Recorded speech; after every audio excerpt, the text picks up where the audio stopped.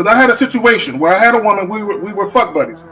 And this was a chick who would, when she did come over, you know what I'm saying, for sex, she would do extra shit. You know what I'm saying? She would even bring me shit. She was the type of woman that would be willing to cook me a meal and take me out on her dime and all that other shit. You know what I'm saying? So when she hit me up and was complaining about the fact that, you know, you don't take me out, what's up with that? And I told her, point blank, that's not what we do. When I get horny, I call you up. If you're free, I step through. If you get horny, you call me up. If I'm free, I fall through. I'm like, that's it. That's what the fuck we do. Women will get with guys as placeholders.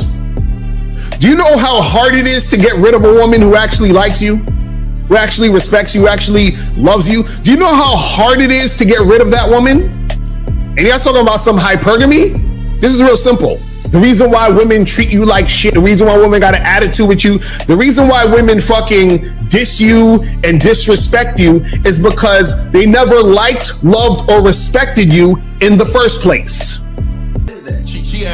Your whole story is cap, bro. Matter of fact, it's big cap. I'm gonna call you the Mad Hatter.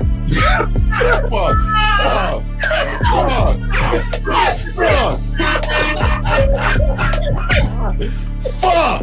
I don't know why it would happen to me to lie. You guys didn't even know me. Why would I lie to you? You did. You act like you've never had sex a day in your life, bro. What it is you're lying to yourself.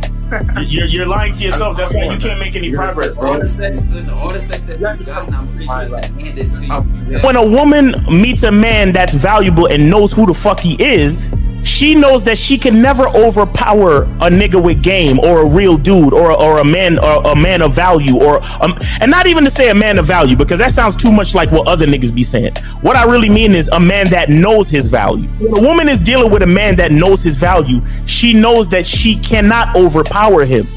So she ends up saying to herself, well, if I can't beat him, I gotta join him. But when a woman is in a room full of dudes that know they value, she knows that she has to submit. And if she don't submit, she got to get the fuck up out of the room.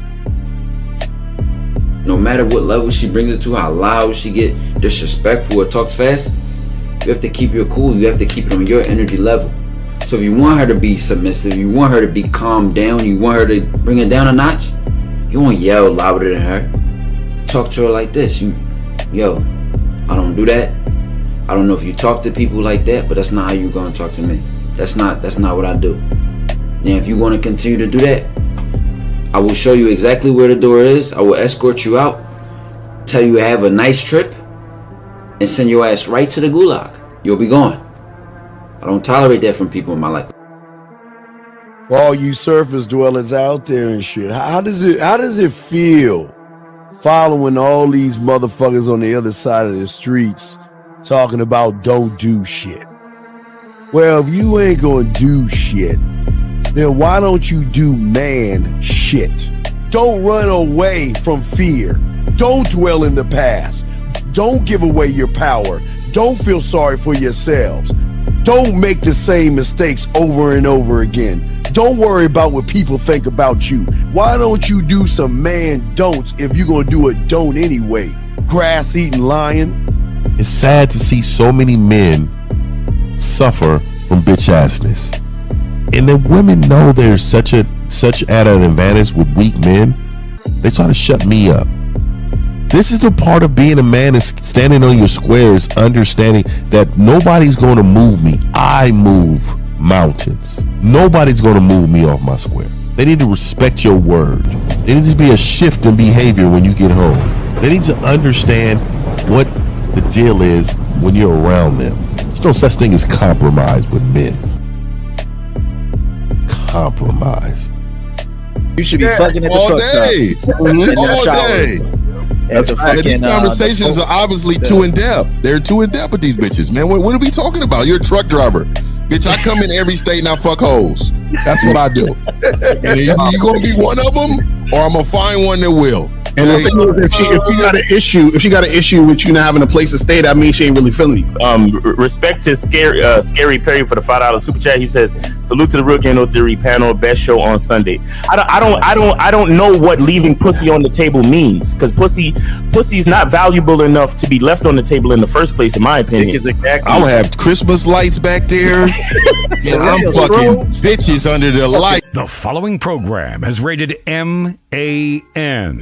It contains assertive men who are kings of their castles, men who don't make excuses or blame women for everything that's going wrong in their lives, men who don't make the game about women, instead they make the game about the man. So, if you're into theory or use soft, weak-ass words like hypergamy, red pill, no fap, be on your purpose, high value man, or money, clothes, and status, buddy, you're in the wrong place, and you need to go 2 doors down where the male cuddle parties and circle jerks are going on. This is a man's space.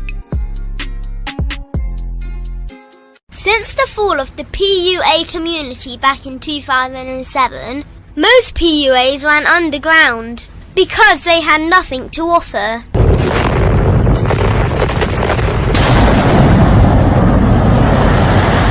The content creator has become the hero today, dedicated to one single objective: to declaw and defang any person who listens. They decided to join forces to create a cult, and never giving those who listen a solution. It's all about clothes, cars and money, deception and manipulation, indirect game, going your own way. They talk pills and plates. They complain. They blame. Fake it till you make it.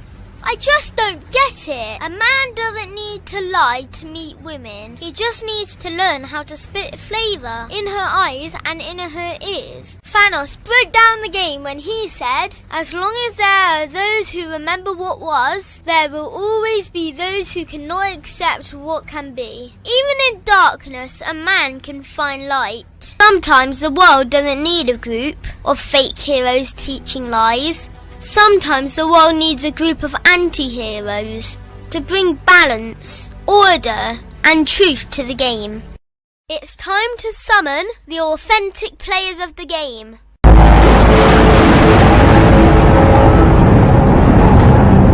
It's time to summon the authentic players of the game.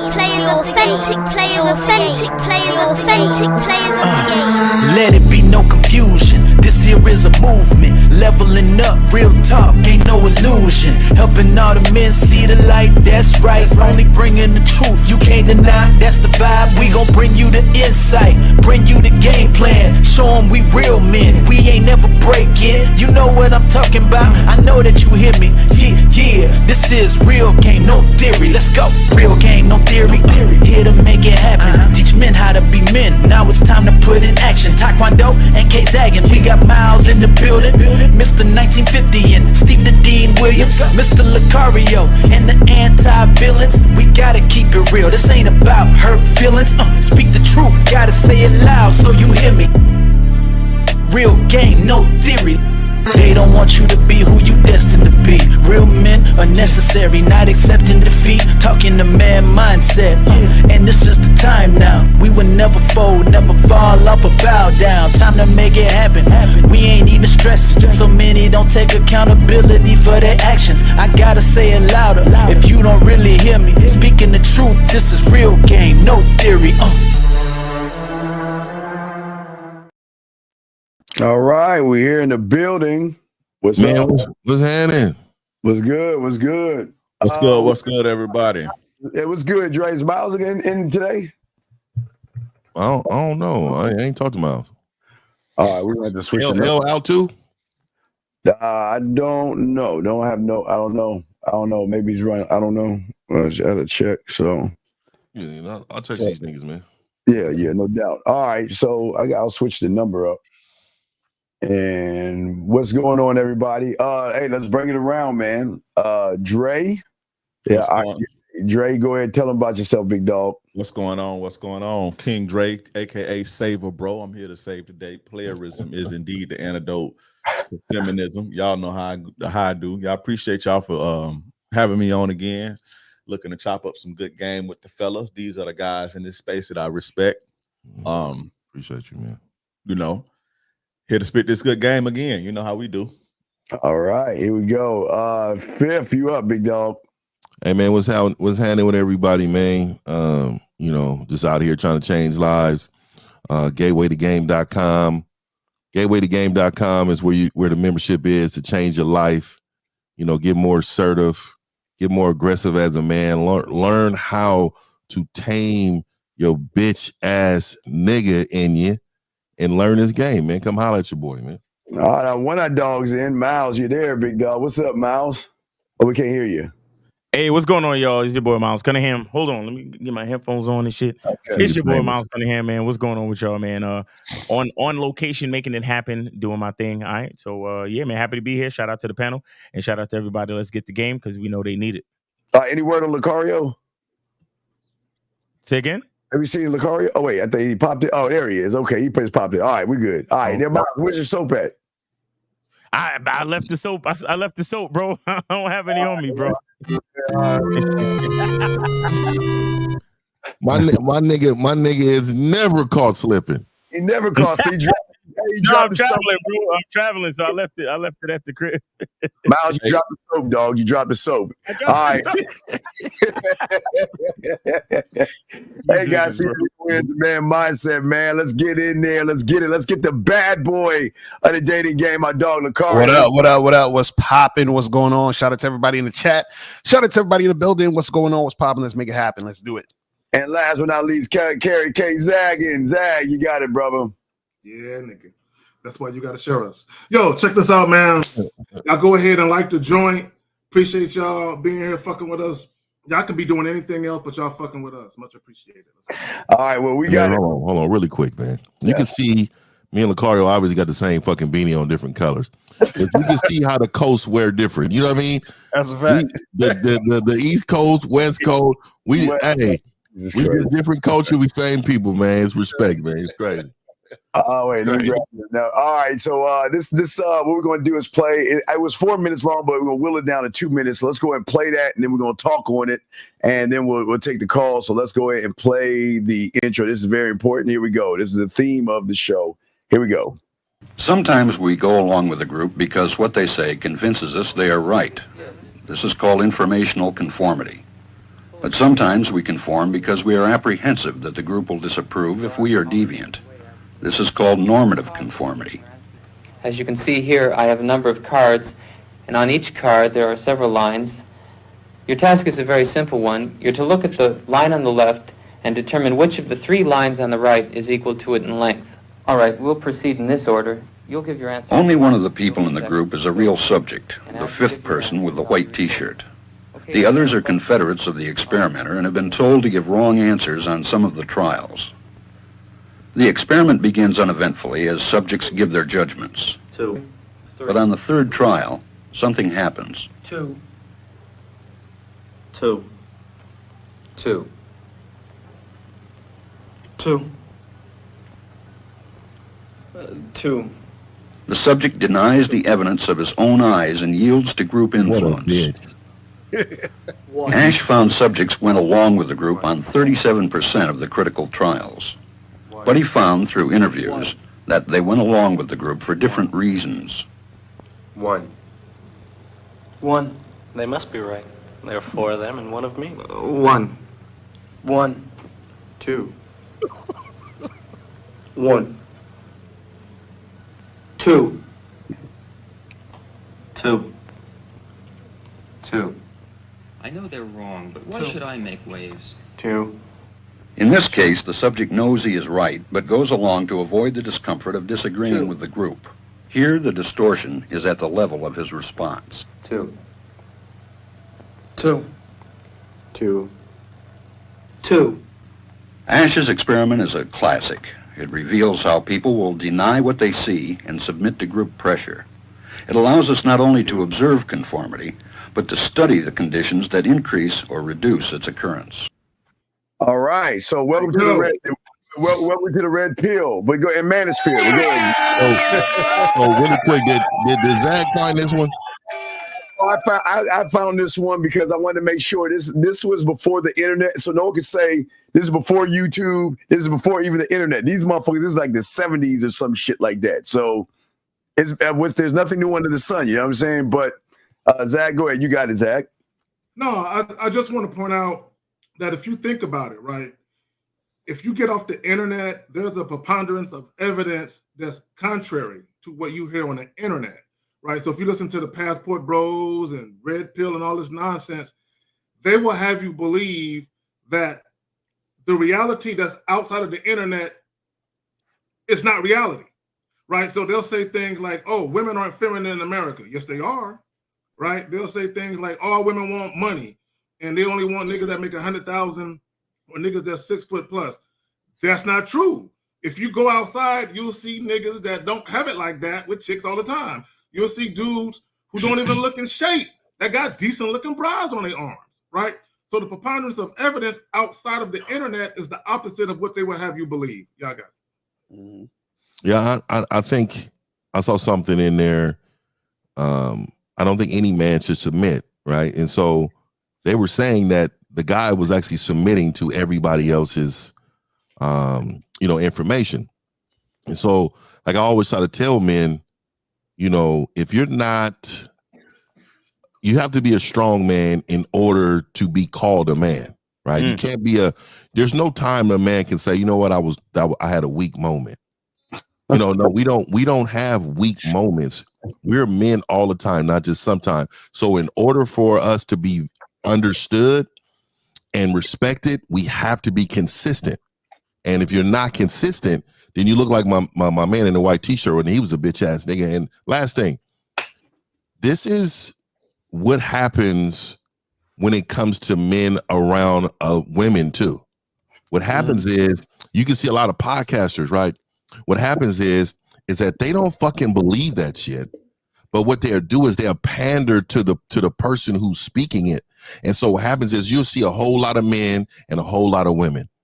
And then all of a sudden somebody says some fuckery, and then here comes one of the podcast guys that's fucking agreeing with these women. They're pandering, but not only that, they're agreeing because they don't want the discomfort of disagreeing. Say, no, that ain't right. Then you got to stand on business and let them know what it is, because ultimately they think, let me keep the peace, but they don't understand real men are never people pleasers, and we don't do nothing like that. That's not even how we move. So that was mine. Yeah. Can y'all hear me? Yeah, we got you, brother. Okay, so the thing about being a bitch ass dude, right?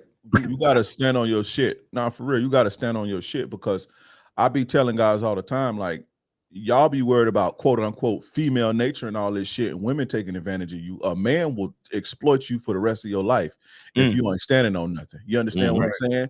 This is why you have dudes who they go to work every day, and there's nothing wrong with if you got a job, but you have people who dedicate their lives 40, 50, 60 years for a company, and only to get nothing in return. You see what I'm saying? Going to work for somebody else to build their shit. That's way more deeper than a bitch lying to you and cheating on you. You understand what I'm saying? Yep. So y'all need to be aware of quote unquote male nature while y'all worried about these hoes. Because if you weak out here as a man, they're gonna come get you. No matter who, whether it's white dudes, black dudes, somebody want that money you got. Somebody want your resources. Somebody want your time. So you got to stand on something, or you'll fall for anything. Fact. I would say what's funny about this video, and it's interesting because what happens is it's because you don't have confidence, you start to question yourself, even though deep down you're right. So what happened was he was looking at the things. He's like, well, everybody's saying it's this, but I know it's this other thing, but maybe I'm wrong because everybody else is saying it's this. Do you see what I'm saying? So because he's not confident enough to believe in himself, he's going to go along with the crowd. Do you see what I'm saying? And this is what happens with a lot of you guys out there, is that because you're not confident, what you do is you watch these goofy ass YouTube videos, and they say, but I saw this video and he says statistically this happens and the data shows this. And so you're listening to the statistics and the data and the content creator telling you all these things. You hear other people regurgitate it. So you say, well, it must be true, even though I think or I know that it's this other thing. Maybe I'm wrong. And that's coming from a place of not being confident. Also, what happens too is that My mentor Anthony Gemello talked about how he talked about how there was a story about this tribe, and they kicked the person out the tribe. And the belief was, if we kick you out the tribe, you're going to die. You're not going to survive because you need us in order to live. Like, if you're out the tribe, you're going to be ostracized and you're going to die. And that's also the mentality of people, is they feel that if I'm not a part of the group or the clique, I can't survive. So it's like, I need y'all instead of just standing up and being who I want to be. But we can take the call. Man, that's fire right there. Yeah, that's 100% right there. All right. 646, you are on live with the Real Game No Theory panel. Name, age, city. How can we help you? 646, go ahead. Yo, it's good. Yo, it's ready, Rob. Brooklyn, children. Anyway, let's continue. Hang up. Let's continue. Anyway, fucking promoting himself. So the thing is, at the end of the day, if you look at it, like Lucario was saying, it's a one or a sense of belonging. If you look at the characteristics, a lot of these young men, they have depression, they have guilt, they have isolation, they're isolated, they don't trust, they have low self-esteem, they're embarrassed, they have conflict, they have sexual problems, and they don't even know how to communicate. So they always look to be a part of something. Like, okay, all the men on this panel, we're a part of ourselves. That's all we are. Well, we're a part of ourselves. We're not a part of anything. We come together as men, but when the show is out, we break the fuck out and do our thing. Where these young men out here, they need to be a part of something and be told something to feel better about themselves. It's easy to blame a woman or the bear. The bear, I guess, when you around and say that, you know what? Well, everything that is wrong in my life is a woman's fault, and everything that's going wrong in this world is a woman's fault. And then sit around and they just want to follow a leader that they believe. I always say that, unfortunately, a lot of people, again, I always say it starts with color of skin, because we've been around since the pickup seduction community days. White people will follow white, black will follow black, green will follow green, and then from that point, it becomes a subscriber. If you have hundreds and thousands of subscribers, that means you know what you're talking about. And then from that point is the connection of the guy taking away the accountability from you and placing it on someone else. So this is why when they listen to us, they come to attack us, because we're trying to shed a light on what their problems are. Facts. Real talk. I think 646. Yo, show, why y'all hanging up on me, son? Yeah, hang on this guy, man. Hang on. Got a show to do, man. Get that bitch off. What's this question? Ready? What's your question, bro? Real quick. What's the question? Yeah, ready, bro. Hey, I'm not. Hey, hey, Lucario, you know me. Like, y'all want me calling? Just let me know you want me calling. I ain't gonna call no more. But like, don't call. You're wasting our time. You're wasting our time. Listen, you got to ask a question though. Ask a question, bro. What's the question? I got a question. So Lucario, I will listen to you Monday. And you was breaking down the analogies. One analogy you was saying that was wrong was one key can open more locks. You remember the show you did Monday, right?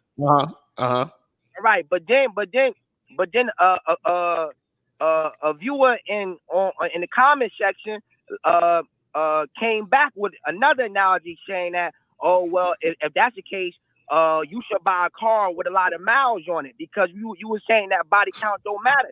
So another caller said, well, in that case, why not buy a car with a lot of miles on it? And then they caught you right there. And that's where you said, well, good thing a female ain't a car. You feel what I'm saying? So the caller got you right there, Shine. Let me ask you. Let me say something real quick, bro. So listen, right? This is the point of today's show anyway. You got to stand on your own.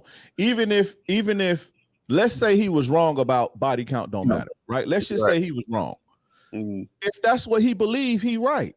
Because it don't matter to him. Right. And if he feel like it shouldn't matter, then that's what he feel like. He's not wrong for that. You understand what I'm saying? Like there's no that's how he feel. It don't matter to him. What the world stop because it don't matter to him? Yo, caller, do you believe everything that everyone in building 300 believes in? Nah, I don't. Wait, hold on. Fuck. How come you don't believe in the same thing that people in building 300 believe in? Us as individuals, we all don't think alike. Oh, we're individuals. Whoa.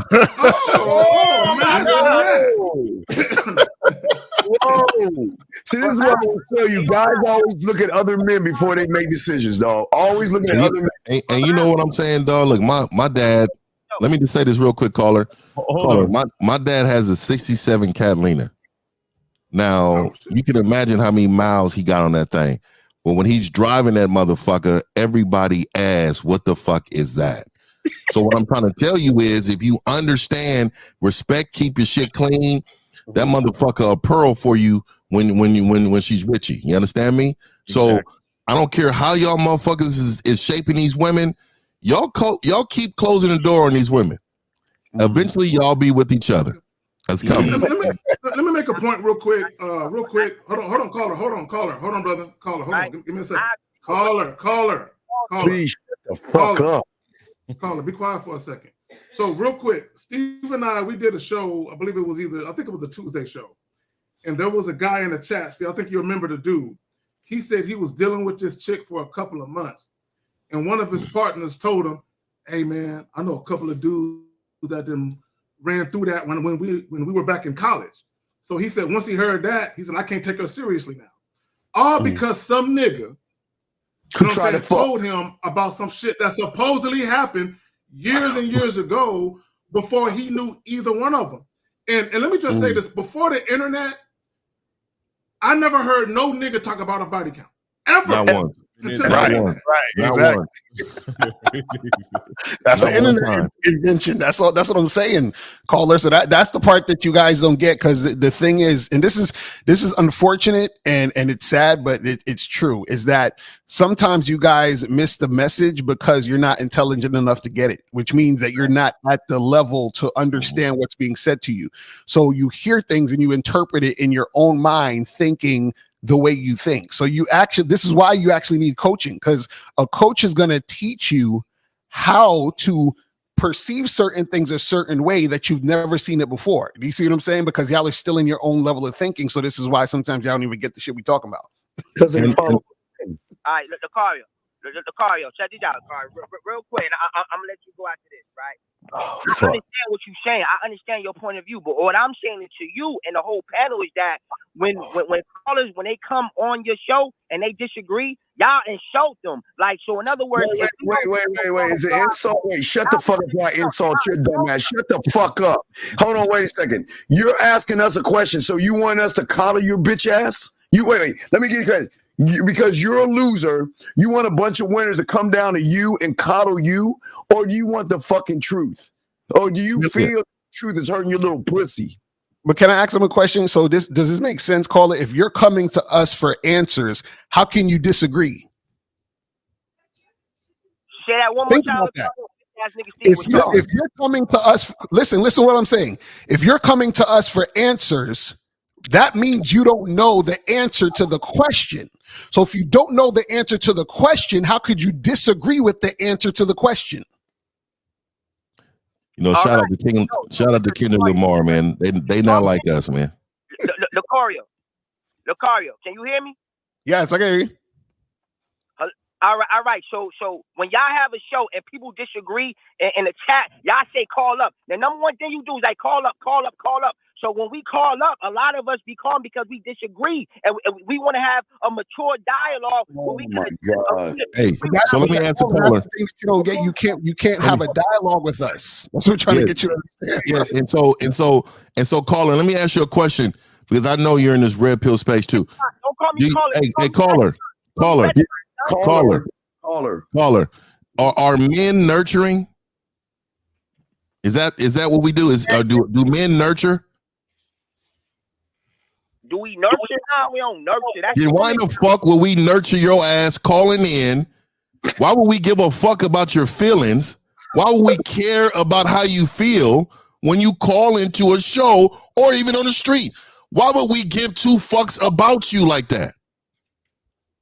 That's a good question. Now let me respond. The same way when a nigga came at you sideways, right, Mr. 1950, when Anton James came at you sideways. That nigga did not come at me sideways, bro. Same way. He didn't come at me sideways. He stayed out of the lane he thought he was in. That nigga's in the slow lane and I'm in the fast lane. Hey, I passed him up a long time ago. He knew not to say too much. You got it. That's what I was talking about earlier. They don't understand. All I'm trying to say is, men, we not always going to agree with each other. So what? And that's cool, but we can't expect us to be kind either. Nigga, you can't expect niggas to be kind. You can't debate the game either, bro. Like, yeah, for real. Game is, you can't debate it. It ain't nothing. It is nothing to debate. It's nothing to go back and forth. So if I'm told in a class and you need my help, I'm trying to teach the class and you need my help and I gotta stop to help you, and then you want to be disagreeable. That's disrespectful. You deserve to be insulted. That's how this go, bro. That's okay. You clap that, Lucario, please. Let me say this. Let me say this. Caller, hold on, caller. Let me pick it back off what Dre just said. And I've said this numerous times. A lot of you niggas that call in and that comment in the chat, you're disruptive. That's all you bring is confusion and disruption to the class. Instead of shutting the fuck up and listening. That's just like if your daddy told you to wash the dishes and you say, hey, okay, so how do you want them washed? I tell you how I want them washed, and you continue to ask 3 different ways. At some point, I'm gonna knock you upside your motherfucking head and say, motherfucker, go over there and figure it out. Y'all bitch ass motherfuckers be calling in y'all be calling in and y'all be wanting a warm embrace. Nigga, we don't move like that. Nigga, could you imagine, dog, could you really think about this, dog? Most of the time, y'all calling in with the shit we've been talking about for years. And the reason why we cut you off is because we've met you before. You have the same bitch ass traits as 100% of the people that call in. So of course we gonna treat you like the mother. Look, y'all are more kind to a bitch that would take your wallet, go cash your checks, shit on you, fuck your best friend. Y'all are more kind to them motherfuckers than you do to men that's trying to help you out. Crazy. All right. Hey, 1950. I'm about to tell you some real shit. So when Lucario, most time when he talks, he basically indirectly goes at the talking points of the other panels. Let me check. Look, bro, let me stop you real quick. Listen.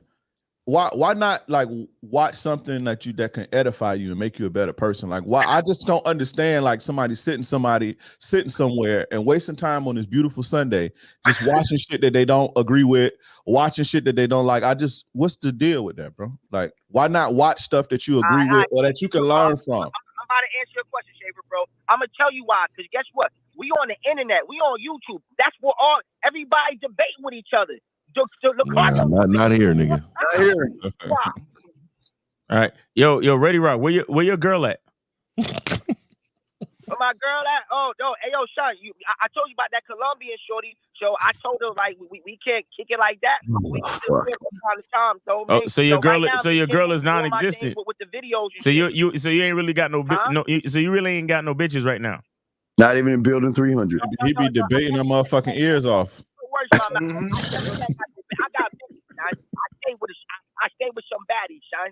Hey, and you know, if he was a soldier, that nigga would have stood on it. You know what I mean? But he wasn't a soldier. That nigga still trying to be involved. He trying to say he got bad bitches and shit, man. Like, we give a fuck about that.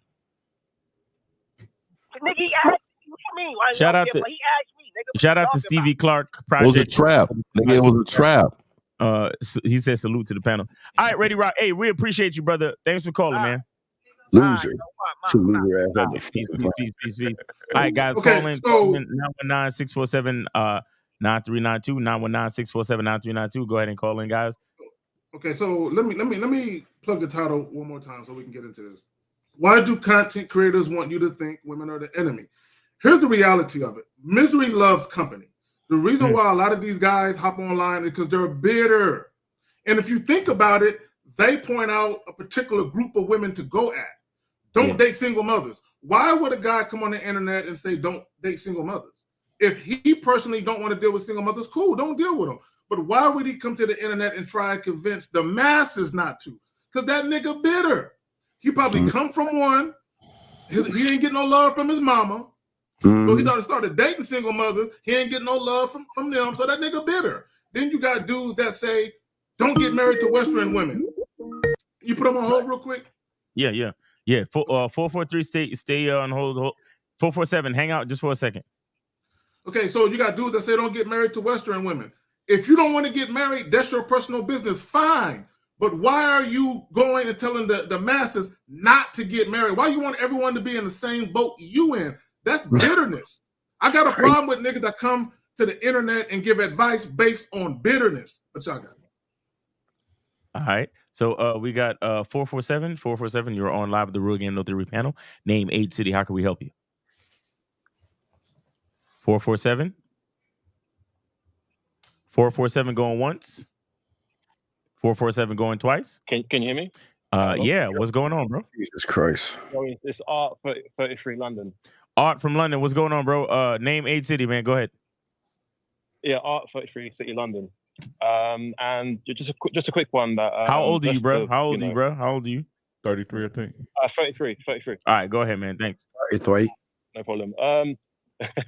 Yeah, no, I just think like people that try and make women seem like the enemy, these content creators, I feel every time they see an individual do something positive to fix their situation and they're successful, aka the people that have followed your teachings, your programs, I think it kind of is like a stab to the heart to these content creators that don't do what they got to do to succeed. And it's kind of like, rather than sort of doing the correct thing and getting your mentorship, they kind of want to drag people down like crabs in the bucket. So I think maybe like these people with these content that they put out, it's kind of like they want to, just make people feel on the same level. I think it's a form of like self-hate, because they're seeing a reflection of themselves through their failures and they've seen other people succeed, but they try and talk you guys down and make you guys look stupid, even though that's not the case. So I think they're just doing it as a form. They know themselves that what they're saying is not true, but they'll rather bring people down and put misinformation than kind of lead people to the truth, if that makes sense. Right. Okay. Well, this is what I would say to that caller. In my opinion, there's two types of content creators that go at women. Dudes who can't get women, right? And that's why it's a bunch of sexually frustrated males, right? That's part of it.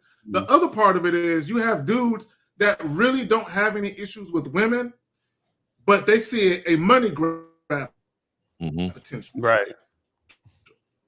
So what they do is they act like they're the champion for the red pill man. Right? You have that. Yeah, I want to add one in there too. There have been a lot of men that have witnessed. They actually get a couple little chicks here and there, but they've witnessed men in high school supersede them, and they envious. They hate them men. They see those men as a problem. So what they try to do is they try to tear those women down that they talk to for even talking to those type of men. Right. Like if you notice, some of these people that come onto YouTube, they come with a sense of pain. Like it has nothing to do with education.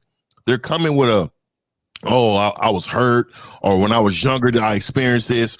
Like when they talk about Pookie and Ray Ray, like I think that's the most asinine thing that you could ever.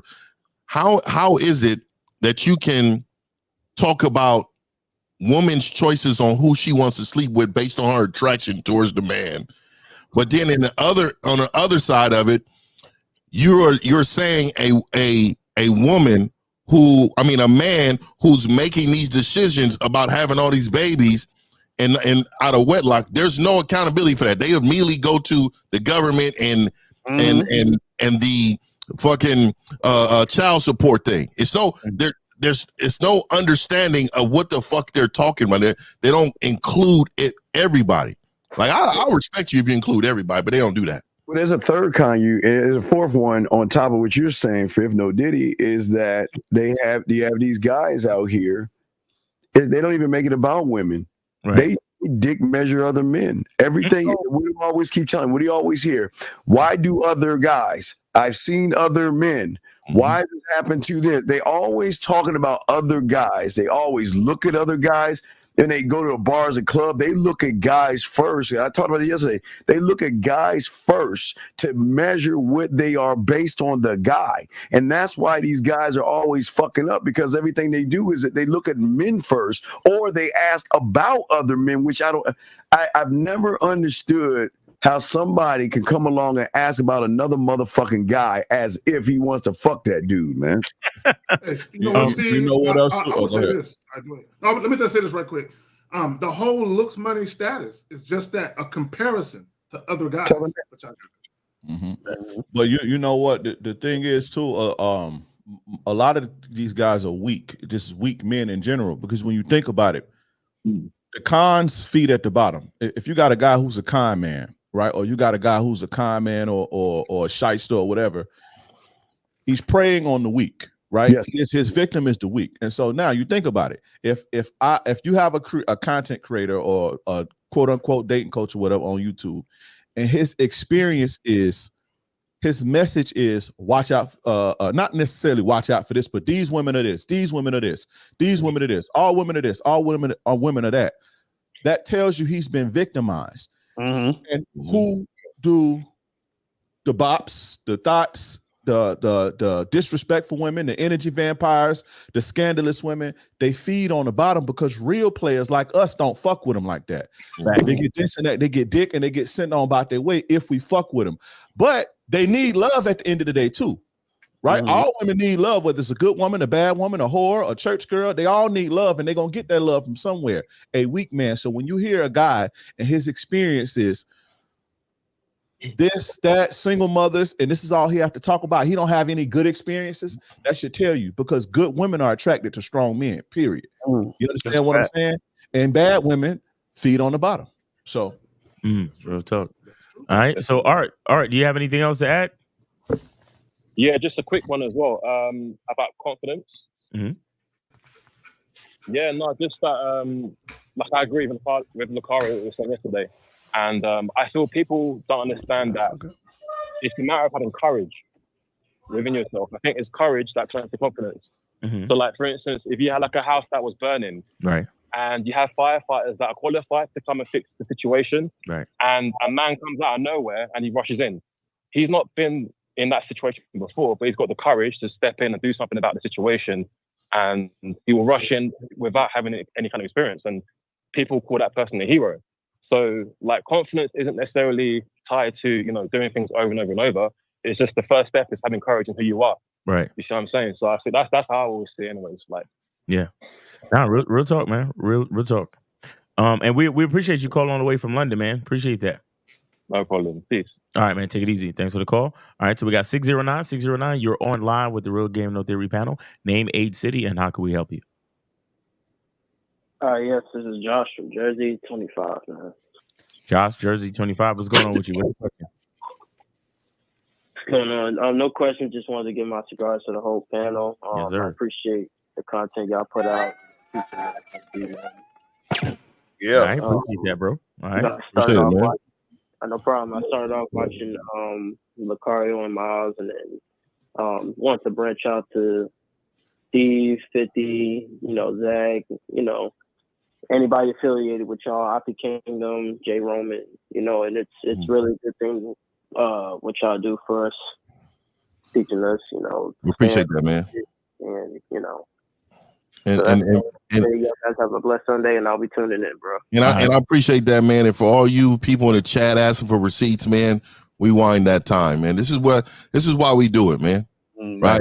We're not here to show you our lives and show you our auntie, cousin, brother, friend, kids.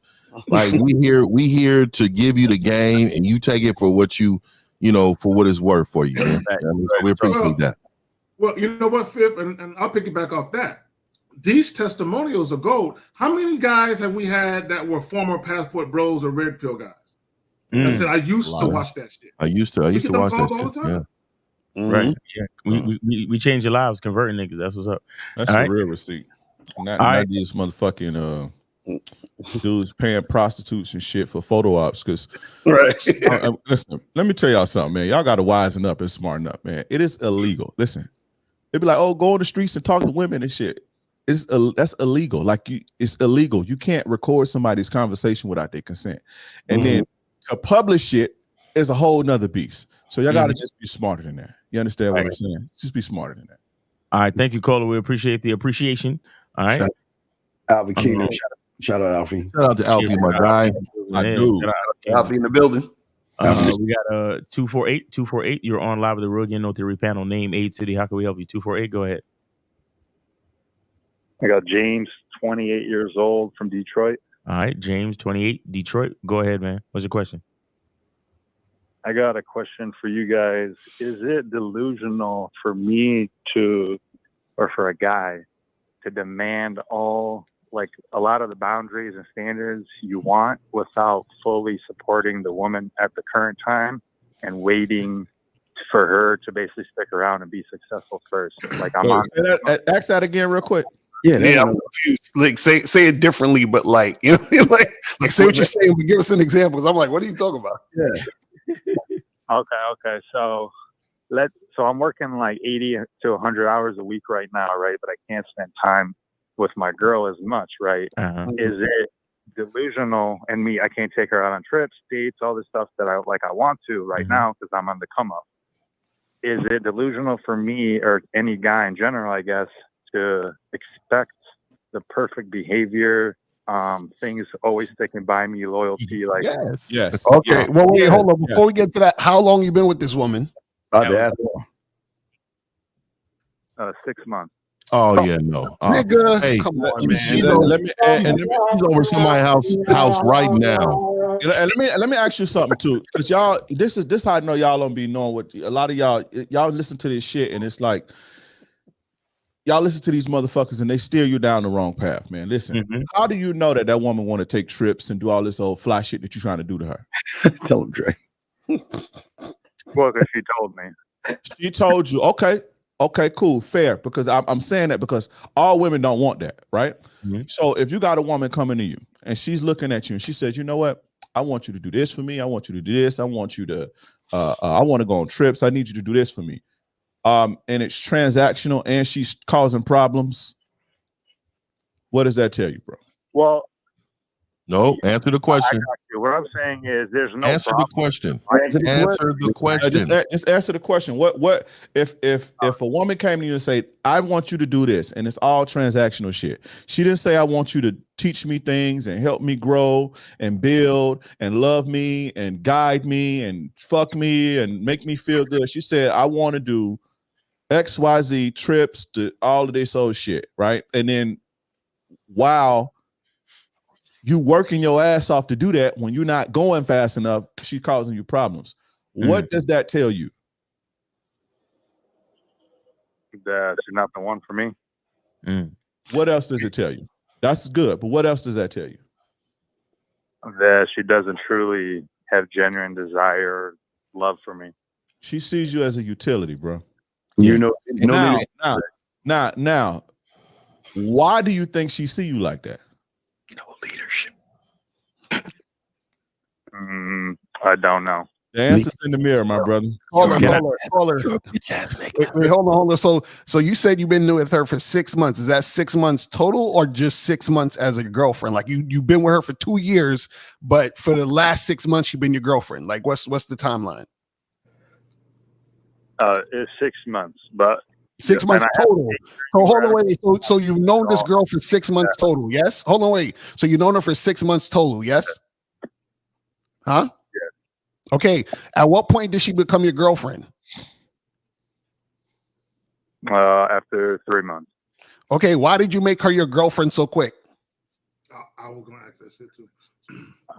Because I'm busy working and it's convenient for me to do all my cooking and laundry and all that.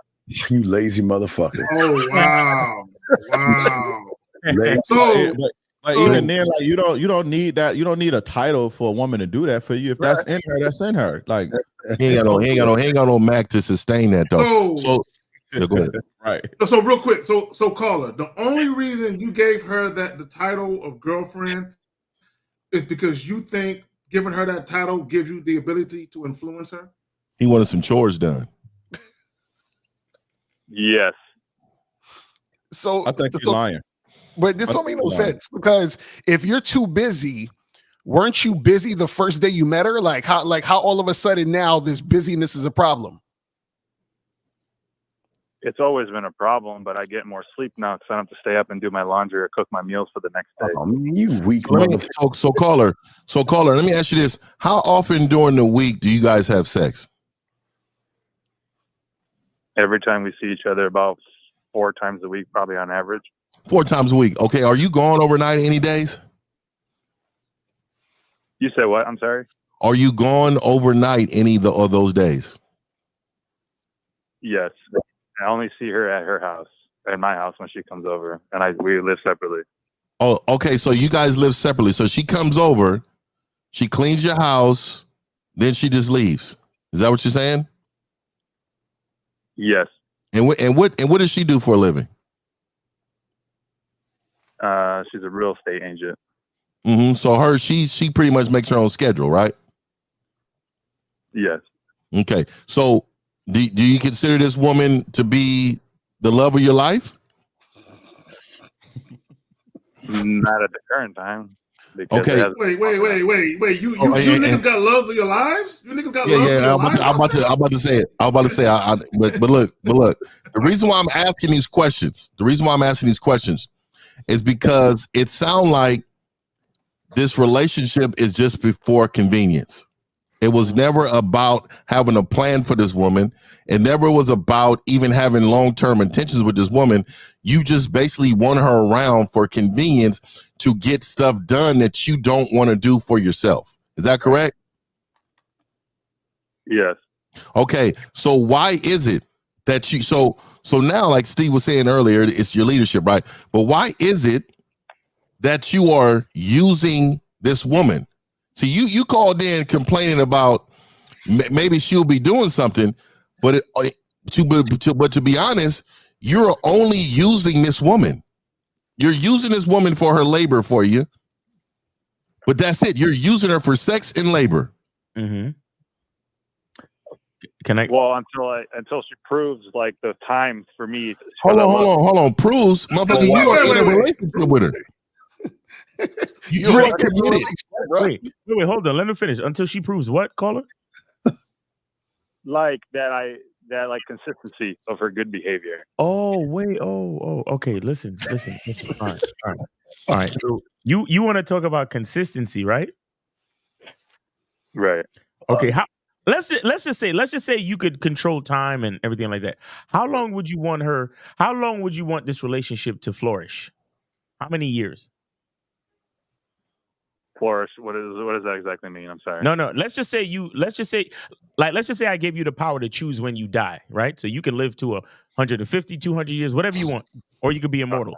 But you also have control over how long this relationship with this woman lasts. How long would you want it to last?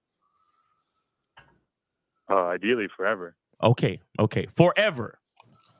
Now, you just talked about consistency, right? Yes. Can one establish consistencies forever in 3 months? Miles, why would you do that, man? Well, how the fuck would you make a bitch your girl in 3 months? Right. I guess that's my first mistake. Exactly. Now. You're making 2 mistakes. You're moving too fast. Number 3, you're lazy. And number 4, you don't know your own value. 5, leadership.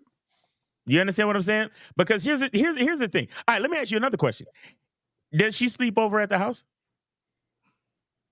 Yes. Okay. So if there's a bump in the middle of the night, who's gonna get up and go see what it is? Okay. Now, here's why I know you don't understand your own value, because you're actually deep down you're kind of guilty, and you know you're being a lazy fuck by getting with her so early and making her do all this shit and do your chores. Correct?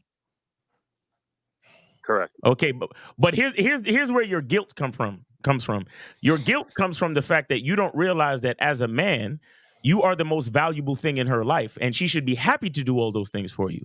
If Free. you had set the correct leadership and ground rules in the beginning, if you had set the correct foundation of patience and discipline and developing real consistencies over a certain amount of time, so she can understand your value, and so you can understand your value, and so she would be happy to do all of those chores. And while you watch her do them, you would feel justified in her doing them, because you understood your value to the situation. She understands your value to the situation, and everybody's doing what they want to do happily. Do you understand that?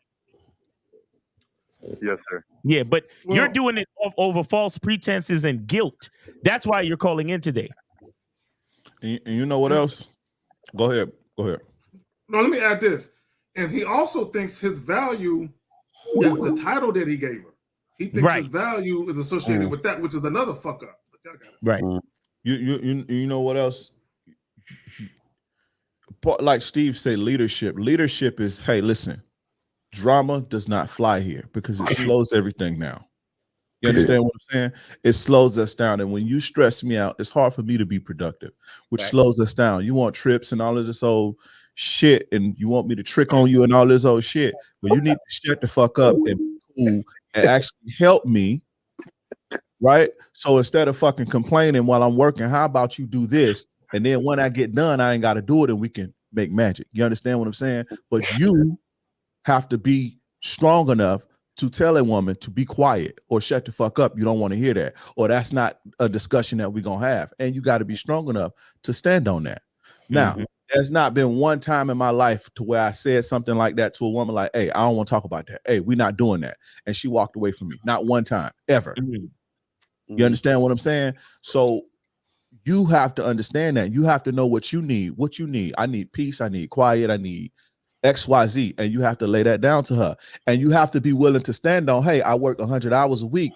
And if you don't like that, you can go and find you a nigga that work 40 hours a week or 30 hours a week or whatever the case may be. And then go deal with that. But over here, that's what we're doing. We're grinding. And you're going to help. You either going to fucking get out or you're going to get out.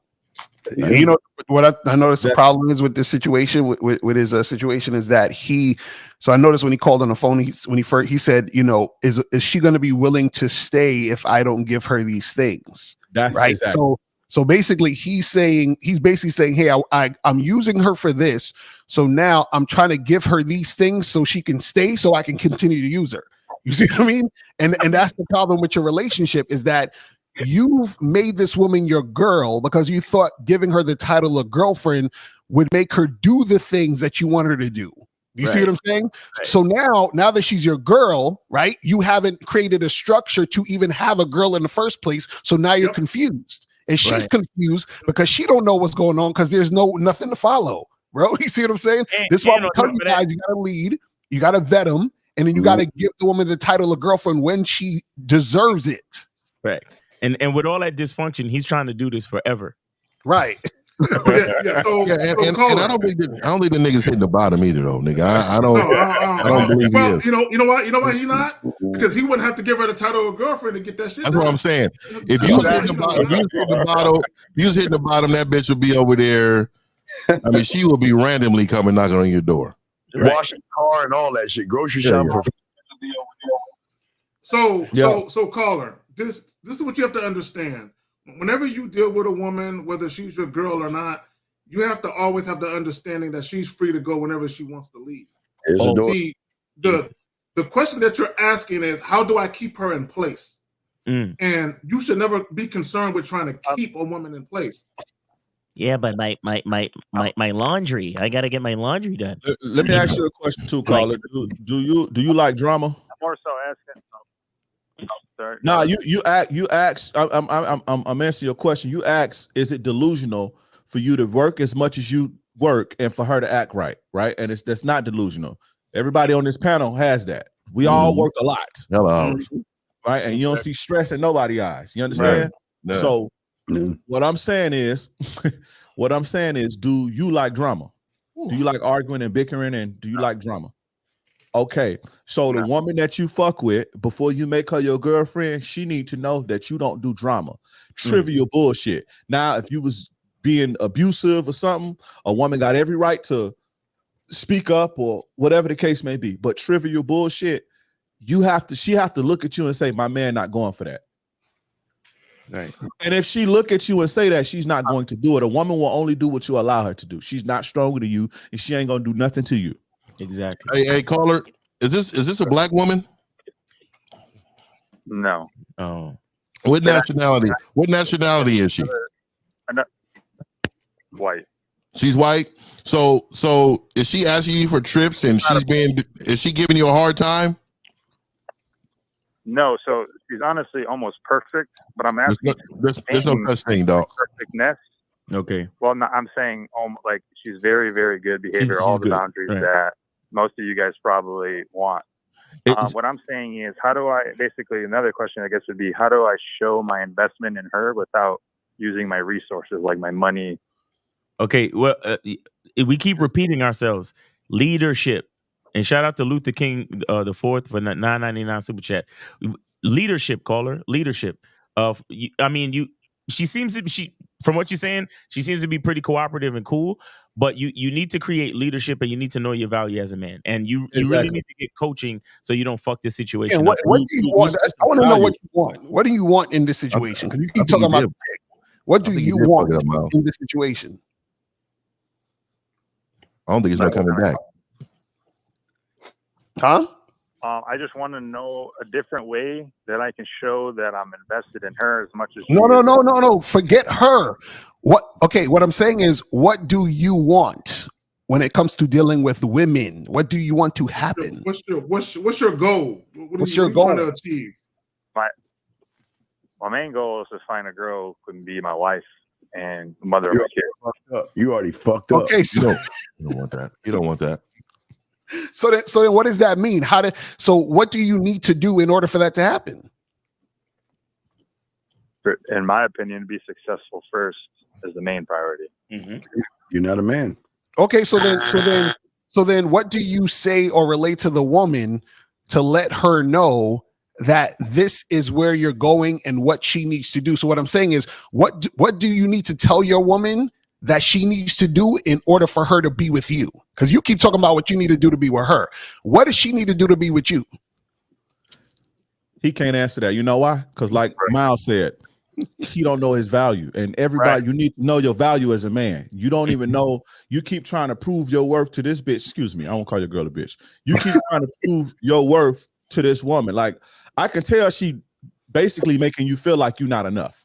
Because you keep asking, how do I prove that I'm invested in her? How do I prove? Well, you ain't gonna get no answer because I ain't proving nothing to nobody. If she don't come in my life, and now that's not to say I don't give effort and I don't show up in my relationship or when I'm dealing with a woman, I do. But if it's not enough for you, then you can go. But he proved his value when he got with her in 3 months.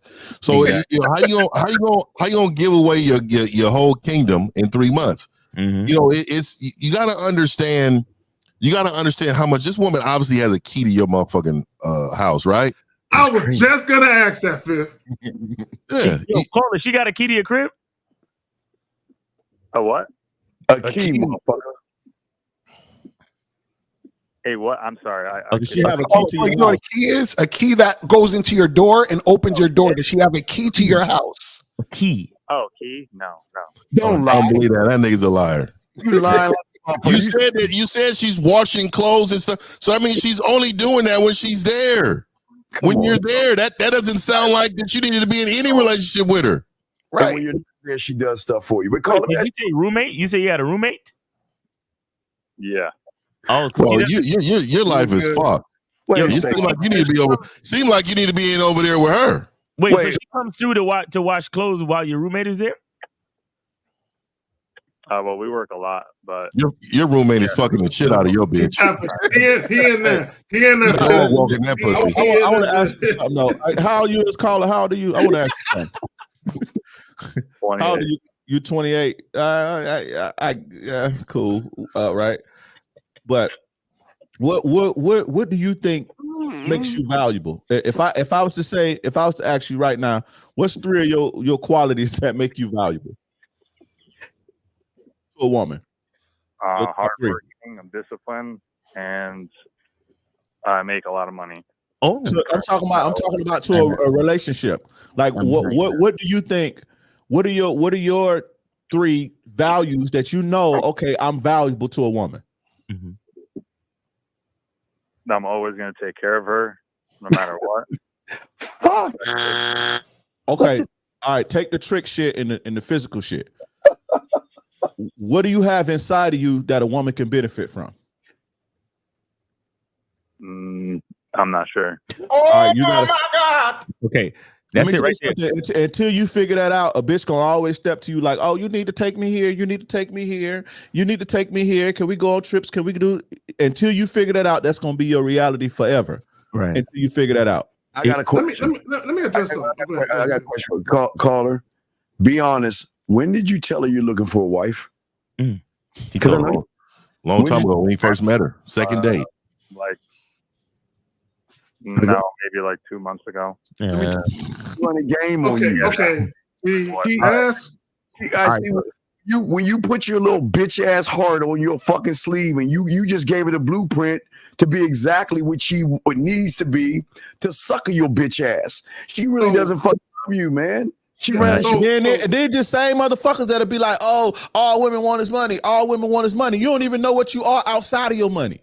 Ooh. So, well, you know what, Drake? Look, and he said something. The caller said something earlier about his money. You said, "How can I show her, or how can I invest in her without spending my money?" What's your aversion to spending your money? Why do you got a problem with that? Because the more money I save up now, the faster I can make more money with later. Her money. I haven't really spent any money on her. I've only put out one vacation with me, and we don't go on dates or anything. I don't spend any money on her. So, caller, to Steve's point, when you told her you were looking for a wife, in her mind, she is like, oh, "Okay, I'm her. All I gotta do is play my part, do what I gotta do to eventually get that title." Because he gave me the title of girlfriend in 3 months. Shit, in about a year and a half, I'll be Mrs. So and so. Oh, and you fucking raw, ain't you? Yeah, you fucking raw, right? Fucking raw, ain't you? Yeah. Yeah, guys. You got me, guys. I'm fucking raw. God damn it. Hey, you know what? Hey, you know what, caller, bro? Listen, this gonna be. You probably ain't gonna like this, and you probably ain't gonna listen, but you should. You should just get rid of her and start over. Woo. Yep. Because you already got off on the wrong foot. This ain't gonna never be. It's too much time has passed. Even 6 months. Too much time. How you start is how you finish. You already started off on some trick shit. Right. You already started off on some trick shit. That's how she see you now. So I know you've got feelings involved and all this shit, but you need to get out of there because she a white chick, and white chicks good with letting you put a baby in them and getting your ass for the rest of your life. So before, and this is no shot at white women, but they do that. Before that happens to you, you should exit stage left. Now, that's not saying something's wrong with having a baby with a white woman, but if you are a wallet and you have a baby with a white woman, that's a little bit different. That's why you got the red pill movement in the first place. So you should exit stage left, right? And you should just keep it moving, bro. Right. Yeah. You should just throw the whole bitch away, burn it down, and figure out what you are, right? Figure out who you are, figure out your value, figure out what makes you outside of your money and physical things. Yeah. And when you start to lead with that, you'll start to get what you truly desire. And this is what I said earlier. You don't have enough game to maintain any bitch because you don't have enough game to maintain yourself. You got to manage yourself. You got to know what your value is. Like Dre was saying, you got to move on, bro. And that's why I told you earlier, you don't have enough game to come back from this. If you're calling in trying to maintain her, it starts from day one when you shake her hand. This is when you start to understand that you need game. As soon as you shake her hand and say, "Hey, my name is so and so." All right, call it. And you know what else too? My bad. I'm gonna say this one more thing. Yeah, it's dudes like you who are only wallets, right? You only wallets. It's dudes like you that be like, "I gave this woman the whole world and I gave her everything, and she don't even fucking want that." You understand what I'm saying? Because that's all you know how to be is your motherfucking wallet and your money. So if you don't want to feel like a trick, if you don't want to feel like a woman is using me for my money and all that shit, stop leading with that and figure out what makes you you. You understand? And lead with that, and you'll be all right. But you need to scrap that whole situation and throw it away. You ain't gonna listen though. All right, call it. Get with somebody on the panel for coaching, man. Find out who you are. Find out who you are outside your money. All right, we appreciate you. Thanks for the call. All right. Thank you. All right, please. All right. We got 929. You are on live with the Real Game No Theory panel. Name, age, city, and how can we help you? How you doing? This is Doug, 29, New York City. Doug? Yeah, Doug, 29, New York City. Do they all sound alike? New York City. I got that troll voice, but go ahead. Hey, Latoya, I was thinking the same thing. I was thinking this nigga sound like a Hey, troll Doug, already. what's going on? You're on live. You're on live with Real Game No Theory, man. Come on. Hey, bro, come on, man. What's your question, man? We got you, man. Come on. Thank you. Appreciate it. All right, Dre just made a statement about how some I think red pill guys prey on the weak men, I guess, and exploit them. So my question to you, Dre, is that don't you guys prey on weak men? Oh, I know who this is. No, listen. No. I'm gonna answer that. No, I'd say, hey, this looks like this. Don't do this. This is how you can be better. That's what I do. You ain't never heard me talking bad about no single mama. You ain't never heard me talking bad about no Western women, no nothing. I actually put the mirror up and say it's you, like I just did to the caller. It's you. She ain't bad. See, the red pill will tell that dude that we just got off the phone with, these whores only want money and Western women, and you should go get a passport. Like, them bitches ain't worse. You should go get a passport, and they'll tell him that I told him it was you. You don't know your value. You the trick. You understand? So yeah, that's what we do. So you got to understand what praying means is that what you're doing is that you're trying to get the weak person to continue to be weak by making them feel good about their bullshit. That's preying on someone. We're actually telling men what they need to do. And check this out. The shit we tell you guys to do is not easy. It's not going to be easy for you. You understand what I'm saying? It's not going to be some shit that's going to make you feel good most of the time. So if we were preying on you guys, what we would do is we would lie to you and say, hey, buy my course and say these 3 magic words and get all the baddies that you want. And wait, there's more. If you take this supplement, then you're going to, lose weight in 2 days and all the chicks are going to want you. That's us preying on somebody with some bullshit. You understand what I'm saying? Hey, you know what? I'm going to say something. I'm going to be called a hater. I'm going to tell you who's preying on these men. These female dating coaches are. Right. They preying on you niggas. These female dating coaches, like they a give advice to motherfucker. men. They preying on you motherfuckers because they try to make it seem like you guys are worthy. You're special, man. These bitches ain't shit. Like these female dating. Now I said it. K-Zag and 20 said it. You female dating coaches are preying on these suckers. I Women. said it. Caller, anything else you want to add? Yeah, I disagree because I think only weak men will deal with single mothers. If you have an abundance mentality, you'll know that you can do better elsewhere. You'll know that you can start a family. Well, I'm gonna say this. Do you think how is it that the red pill can say that you can have an abundance mindset, but they have problems getting normal average women? So they claim. They said women don't talk to them no more. They only talk to the top 20%. So if that's the case, then how is it that you can have an abundance mindset if that's the case? All right. The reason why I say that is because you get a single mother, you're not putting yourself first because you know that female is unable to make you a priority. Do you understand what I just asked you? That's how you know they don't got no bitches. What are you talking about? Excuse me. God damn, bro. Oh, if she won't put you first, any bitch fuck with me gonna put me first. Now, if she got kids or whatever, cool. I don't even want to come before nobody else's kids. I put myself first. I don't need no bitch to put me first. This is how I know y'all don't got bitches. I put myself first. I pour into my goddamn self. I don't need no woman to prioritize me. This y'all empty. Don't know your value. Don't got nothing going on. I don't even want that burden for a bitch to put me first, and then I'm gotta hear her. No, man. These dudes. I don't know what the fuck y'all be talking about. Didn't you say earlier you don't, Dre, didn't you just say earlier you don't call women bitches? Now you're calling women out of their name. He see what I said about they don't be listening? Caller. How many different places you gonna move the goalposts? What are you really calling here to argue, man? What are you calling here to argue? It's a crime. And if we're praying on the week and all this shit, why are you calling us, bro? Why are you calling? What are we doing? Like sometimes you guys just piss me off, man. Really? Yeah. This nigga's a clown. That's the way he said it, man. You know why? You know why? This guy was bullied. He's in a room right now in a laptop in white Hanes drawers, and he's upset. He's upset. All he does is surf the internet all day looking for angles on why women wouldn't talk to him. He goes to the grocery store. And he sees a woman. He turns the other way because he thinks that he's going to get a charge by looking at her too hard. This is all that red pill stuff, man. He's just using us for his voice acting reel. That's all he's doing. He's going to show this to the producers. Hey, I was on this show called Real Game No Theory. I just wanted you to hear the tone of my voice when I was emotional. You remember Thundercats? You remember Snarf? Oh, you better believe it. You better believe it. Snarf. Yeah, I remember that.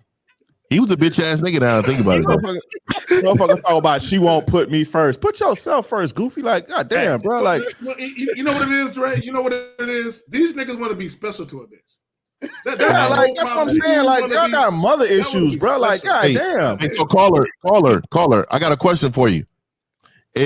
Would you talk to Kobe Bryant's ex-wife?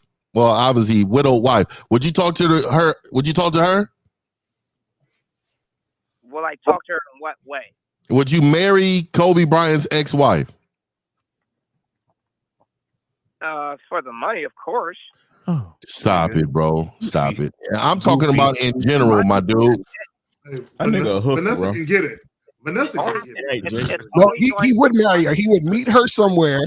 She would take this nigga for a ride because he ain't got no fucking game. Because if he met her by herself, didn't know nothing about her, and he would have walk up on her, try to make something happen. They would have got together. He would have fell in love. He'd have died for her. That would have been his everything. Call her. Stop lying, bro. You would do it. Macario, I have game. I study game. I know what I'm talking about, dude. Yo, Paul, you trying to trigger Steve? Listen, I already see Steve. Yeah, he trying to get Steve to go. That's what he trying to do. That's what he trying to do. Caller, seriously, do you have a question, bro? Because I got other calls on the line. You got another question? Hey. No, Marvin. Thanks for taking my call out. And you guys have a wonderful Sunday. Get back to your call, man. All right, man. Appreciate you, brother. Take it easy. Be safe out there, guys. Oh, man, I tell you, dog. We got 346. You on live with the Real Game No Theory panel. Name, age, city. How can we help you? Chuck, 53, Eastern. What you say now, Chuck? You sound depressed, fam. What you say now, Chuck? What the fuck happened to you? All right. Wait, you said Chuck 51? My dog just passed. 53. Okay. Had her for 20 years. Shout out to Spice Adams. Shout out to Spice Adams. But anyway, caller, what's your question? No, so I've been watching. I watched K Zagan when I came in when he was talking about marriage in the West. According just a couple of things, like he said marriage in the people condemning. I think he said people condemning marriage in the West. And like men shouldn't have a complaint about marriage in the West, and I didn't agree with that. I felt like that men. I mean, what incentive do men have? All right, wait. Caller. Do us a favor. Stop talking about men and talk about you. That's what I understand. What is it? What do you give a fuck what another man does? Right. Why do you tell? Wait, before you ask your question, tell us. Why do you care about other men so much? I'm sorry. Finish what I was saying. You just cut me off. And just I'm cutting you off. I'm trying to save you from getting your ass lit up. Is he on speakerphone or something? What is it? Caller. First, like he's low. Like caller. Get off your speakerphone. Yeah. Are you on speakerphone or are you speaking to us directly in your phone? Yeah, I was on speakerphone. I'm not now. Yeah, take it off speakerphone, please. Take it off speakerphone. Speak directly into the phone. Caller, if you're around men, talk about yourself. The moment you talk about other men, you lose the argument or the debate. So don't talk about other men. Talk about yourself. Right. I'm asking the question was a comment that was made on the program. Okay. What's the comment, caller? Go ahead. So I can't comment. I can't say something about a comment that was All made right, on what's the the program. comment? What's the comment? Go ahead, real quick, because you was taking too long. Just tell us what the comment is, real quick. Go ahead. Marriage in the West, like men being critical of marriage in the West. So my comment was, well, one of my issues was with what he said about what is my thing would be, what is the incentive with the current state of the legal system and things of that nature. Oh my God! Look, let me ask you a question. Okay, I got him. Do you feel like there's an incentive to? Oh my God! Why would men want to get married? Okay, I got some men. okay. Listen. Some men ain't scared of the fucking court system. I'm not scared of the court system. I done been to prison and all type of shit. I don't give a fuck about that shit. I don't care about material things, because if a bitch come in my life, she's gonna earn everything that she fucking gets. She's gonna earn her motherfucking keep. So if she walks away from me, she earned whatever she take with her. You understand what I'm saying? Some men think like that. Some men ain't scared of that shit, bro. That's why. Why do you have? Do you see an incentive to marriage? I'm sorry. What was that? Do you see an incentive to marriage? That was your take on it. Okay. I mean that's your take. So somebody's like, for instance, I watched my brother in a marriage. Oh my God. Yeah, but your brother's not a good example. Respectfully, your brother's a bitch ass. And I watch my mama. I watch my aunties, my grandmothers all have successful marriages, and I also watch this person get a divorce. And this, I'm not. Why are you too old to be living your life through somebody else, bro? Ooh. That's the point. Well, I think the point. That's not the point. That your mother's marriage is not the fucking point. Like that's like a straw man. The current. But you talking about your brother? Oh, your whole thing is a straw man, bro. Caller, you can't call a straw man because your brother's a fucking straw man. What are you talking about? No, it's not. No, it's not. We're talking about men. We're talking about men here. Caller.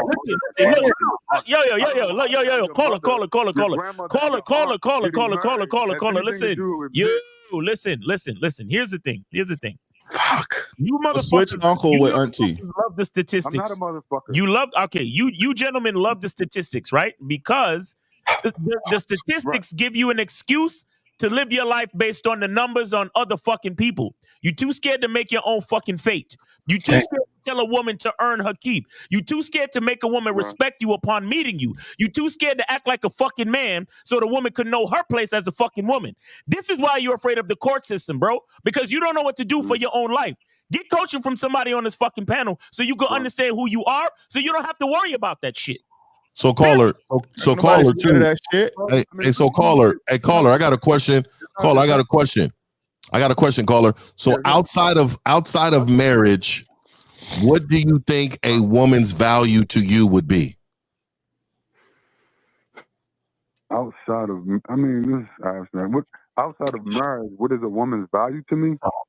Yeah. Why is he? I mean, I guess that would be depend on what I'm looking for at the time. I'm asking you.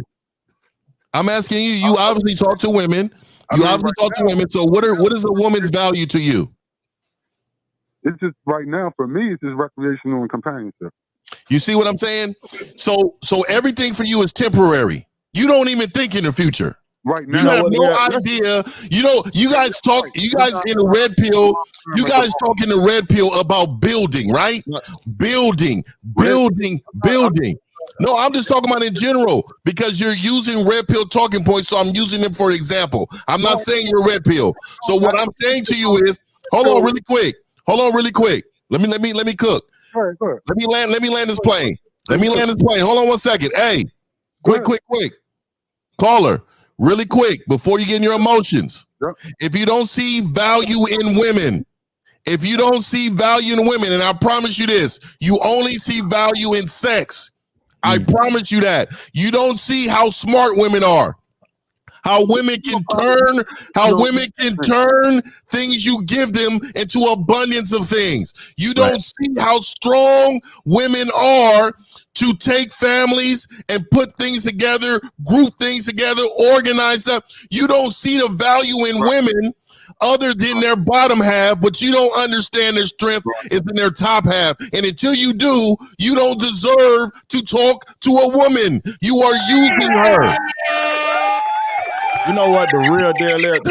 This is because these niggas like this think they slick. They be trying to get on my calls and shit with the same old shit, bro.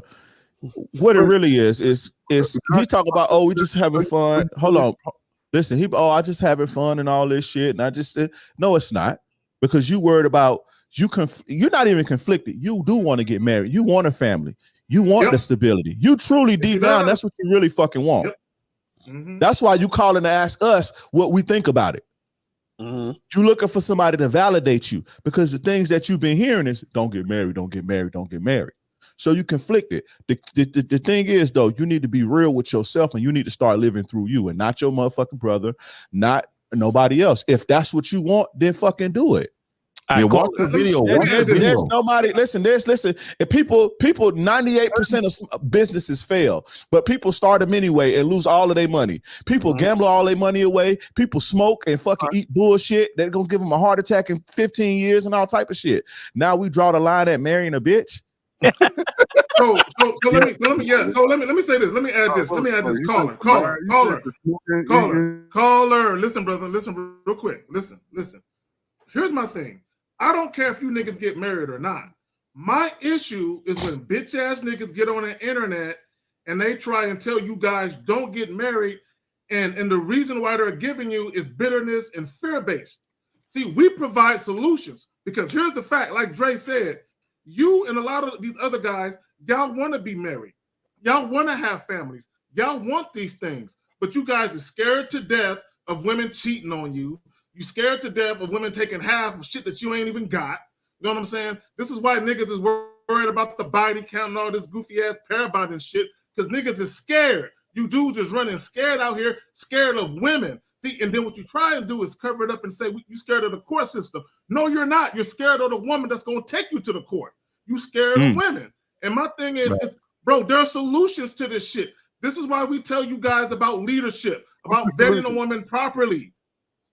What the solution is? The solution is you don't own anybody, bro. That's the solution. Exactly. The solution is show up and do your fucking best, because that your wife could die in a car accident. So what? Right. Ain't no. Put your game down. Be a fucking man and handle your business. And fear. If you let fear rule you, then people gonna treat you like that. That's the solution. That's it. Learn who you are. Learn your value. Learn your value. Outside of your fucking wallet and outside of what's between your legs. You got value as a man. Caller, I want to ask you a question. Because you don't know that. I don't disagree with that. I mean, but I do. Some of what's said, I do. But I think that at a certain level, though, some of it is misguided information. Wait, caller, hold on. Okay, hold on. What's misguided? Tell us, please. What's misguided? I think I don't disagree with. No. What is misguided? That's what we want to know. What's the misguided part? Caller. Here's what we're gonna do. You said you think some of the things that we say is misguided. Just tell us what is misguided. Just tell us what's misguided. Go ahead. Just telling a man, you have to know yourself, know what you want. That's fine. Okay, wait. You keep doing this, caller. You keep doing this. Stop repeating the other shit that we say and tell us what's misguided. Get to that. Okay. I mean, all right. I can get to it without you saying that. You can't. No, you can't. Those things are great. The positives are great. Stop talking, yo, caller. I'm gonna fucking hang up on you. If you don't get to the fucking point, I'm gonna hang up on you. Tell us what's misguided right now. I know exactly where he's going. Go ahead. What's misguided? I know exactly where he's going. What's misguided? He's just bullshitting because he don't want me to talk. Oh, you ain't talking, nigga. What the fuck? You've been asking you to say the shit. Say I think this, whatever that is misguided. Call. Listen. What? Answer Mr. Lucario question. What is misguided? What's misguided? What's misguided is not outlining right? Or what you're being ignorant of the environment that men are in. Men go there, right? So I think the environments men are in. So you mean this is what you mean that you saying we misguide men by telling them exist in a vacuum. That's how about that? You don't exist. So caller, so the environment controls what happens to you, or do you control what happens to you? Which one? What kind of statement is that? Yes, the environment. That doesn't a seed. When you plant a seed in the ground, doesn't that control what happens? So listen. What environment you talking about? What you just said doesn't make sense. What environment? Caller, what environment you talking about? So men exist, you exist in an environment. So saying, well, you need to, do these things. That's true. But at the time, you have to take into consideration the current environment that you live in. The laws and all this shit, right? What is the environment we live in, caller? What is it? So you mean the laws and all this shit, right? I'm saying the environment. You're talking about the laws and how the laws are barbarian and all of this shit. And you don't exist in them. You don't exist in a fucking vacuum. Okay, so listen. I'm asking you a question, caller. Are you talking about the laws and the way the system is set up and all of this shit, right? What are you talking about? Absolutely. What else would I be Okay, so let me ask you a question. It's these other people leading you on because they telling you to fucking slang your dick around and all this old shit when the condom could bust and you have a baby with a whore and now a whore is raising your kid. Are these other people misguiding you when they tell you 53 years old and just to have fun and when your condom could bust and you can get AIDS and you can catch a cold and die? Is that misguiding you? It's negative. It's a negative outcome in anything that you do. You can go outside and fucking get hit by a bus, bro. Yeah. There's negatives to get married, and there's negatives to being a player and sleeping around. There's negatives to starting a business. There's negatives to going to work every day. What are you talking about? Just say you scared. Listen. Be quiet. Listen. Be quiet. Listen. Be quiet and just say, hey, I'm scared. This is what I want, but I'm scared. Oh, right. That's it. Just say that. No, you hanging around and you having fun.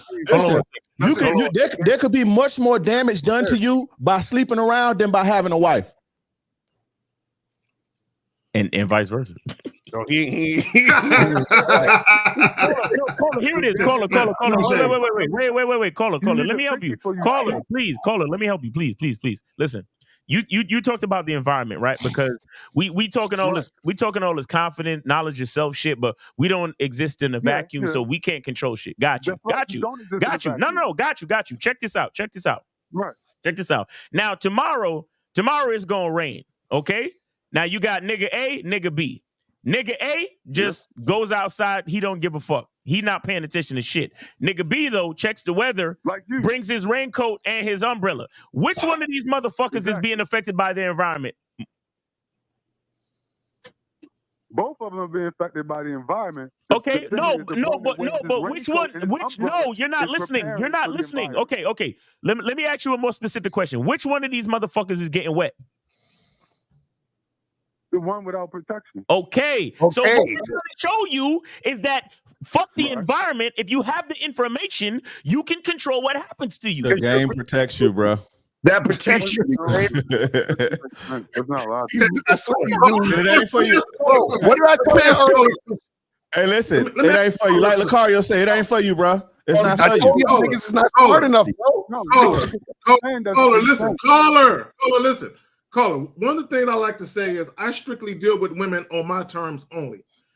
Do you know bad shit only happens to men that deal with women on a woman's terms? You know that, right? Right. I guarantee you, every guy that ever has some fucked up shit happen to him is because they dealt with that woman on that woman's terms. They were accommodating when they shouldn't have been. They made concessions when they shouldn't have. They compromised when they shouldn't have. But when you deal with a woman strictly on your terms, that means she's dealing with you based on how you're moving. Now, it's not to say that woman won't cheat on you or that woman won't leave you. But at the end of the day, if you're dealing with a woman strictly on your terms, she's moving according to how you move and according to your standards and your principles. So Right. I'm not Hey, saying- caller, are we all in the same environment? So, caller, are we in the same environment that you're in? Caller, are we in the same environment that you're in? I agree. You should be leading the woman, but let's look at somebody like Jeannie, like Jeezy. We're not looking at nobody. We're looking at you. Caller. Are we in the same environment as you? Yes, you. Yeah. You on the Right. planet. And notice we sound different than you, right? Don't you notice we sound different than you, but we're in the same environment? Let him use this example. You talk about Jeezy, right? Jeezy and Jeannie Mae. Right. Okay, look at Ice Cube. Look at Snoop Dogg. Look at Ice Cube. Look at Ice Cube. Ice Cube been married for 40 years. Look at Snoop Dogg. Look at Samuel L. Jackson. What are you talking about? Look at Denzel. Dr. Dre. So the rule doesn't change the rules, sir. That's what I mean about misinformation and disinformation. I got him. There we go. Hold on, I got him. He said the exception. Hold on, caller. Hold on, I got you. There's nothing wrong. Caller, listen. I got you. You said the exception doesn't change the rule. Do you know who the guys? Listen, caller. Hey nigga, stop interrupting me and over talking to me, dog. Stop doing that shit. You said something. Let me counter it. Hold on, bro. You said something. Let me counter it. You said the exception doesn't change the rule. When you ganged up, you are the exception. See, the rule is all you losing ass niggas who follow society. Exactly.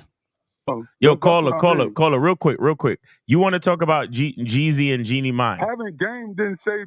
I'm sure. Yo, caller, please. No, you don't. Please check this out. Clearly he don't. I'm a Jeezy fan. That's all I used to listen to. Clearly he don't. You want to talk about caller, please. You want to use Jeannie Mae and Jeezy as an example. I got a video that I did 3 years ago before they got married, and I literally predicted what was going to happen. How did I do that? How did I do that? Yeah. Good question. You could go to my YouTube right now. The video says it's done 3 years ago, and niggas is commenting on it now, talking about, damn, Miles, you called that. How the fuck did I do that, caller? Game. You want to know why? Because I had my raincoat and my fucking umbrella. So let me ask you a question. Umbrella, nigga, what the fuck? Caller. So let caller. Listen, was it Jeezy or was it the environment? Did Jeezy choose it? Hold on. Did Jeezy choose her or was it the environment? Jeezy, so let's talk. I'm not gonna say he doesn't have game, but it's the environment because he was probably trying to do the right thing. So let's talk about Ice Cube. So why this don't happen to Ice Cube? No. Let's finish off on Jeezy. Jeezy had a prenup, I believe, and now they're trying to break his prenup in court. You see, so he wasn't a total clown about it. He was trying to be. He was on point. He shouldn't have been fucking with her in the first place. What did Jeezy got to do with you, and what does Jeezy got to do with the fact that your brother, who ain't shit, is a bitch in your fucking family's unit and shit? What does Jeezy got to do with the fact you ain't got no game? Stop. Why are you comparing? See, why are you comparing? Why are you loser? Look, why do you hate yourself? No. I just want to know why you hate yourself. Why do you fucking hate yourself? Tell me why. But a personal ad hominem attack on me. No.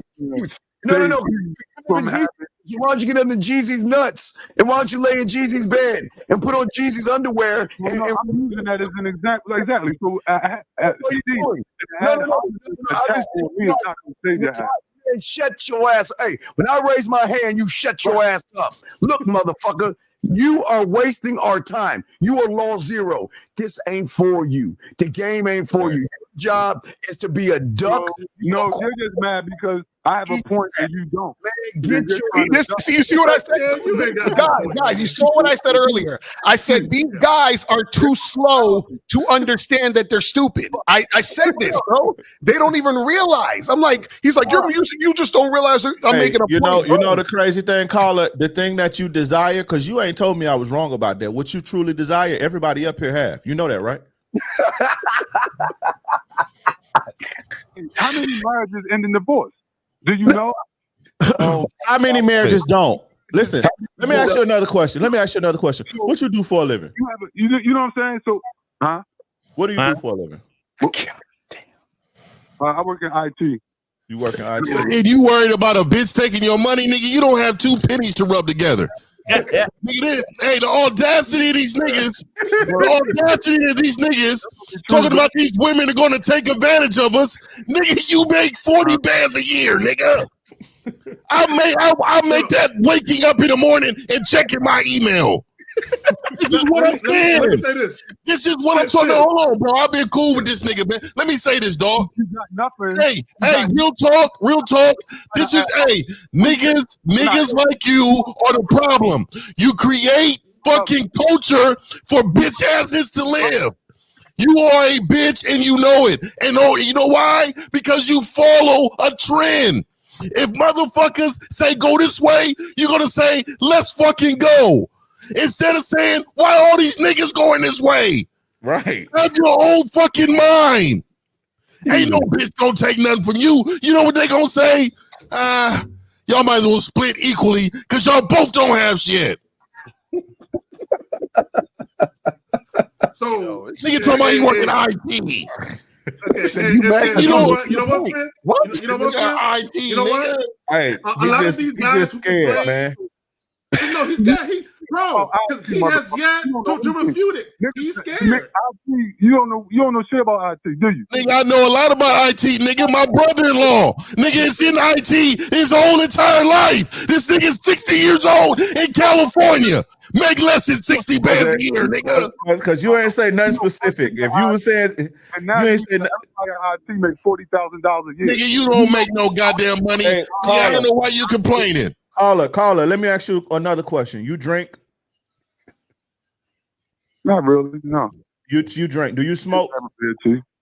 Do you smoke? Occasionally, bro. Yeah, you smoke. Okay, I think you got. I think you stuck in what's called arrested development. And I'm not trying to like. You niggas are clowning now. Now you niggas Okay. are clowning because. Okay, well then I'm gonna be quiet. Then you keep being scared. I ain't got nothing. I don't want to waste my nigga breath. used to fix my software, nigga. I'm gonna call Apple after the show, and when you pick up, I need you to go on my iCloud and fix my shit, nigga. Wait. So this one I want to ask before we let him go. So caller, what is your solution then? Since the environment is fucked up. Hold on. So caller, since the environment is fucked up, what is the solution for men? Because if we get married, everything's gonna be fucked up, and women are gonna take us to court, and all this bad shit's gonna happen. What is the solution, caller? There you go. I mean, the solution is actually apocalyptic. All this shit need to be burnt down and rebuilt. No. This one of these Hebrew Israelite niggas. This one of these Hebrew Israelite niggas in the niggas. purple shirts marching down the street. I can't stand niggas in the purple shirts marching down the street yelling on the mic. Shout out to my Hebrew Israelite brothers, though. Israelite niggas working IT, nigga. No, caller. Seriously though, what needs to happen for real? Like real. Be realistic, caller. Stop it. Realistically, yeah. I mean, look, man. That is a complicated question. Caller, listen. You said something was going on with your brother. What advice would you give to your brother so that he could stop fucking up? What's the advice you give him? Tell him to come here. I mean, he gave me the advice he gave me was don't get married. Right? Oh, exactly. Okay, you know what? Exactly. Okay. K-Zaggin is undefeated also. You see what I'm saying? Let me talk to him. Caller, listen. Do you know? Listen, brother. Listen.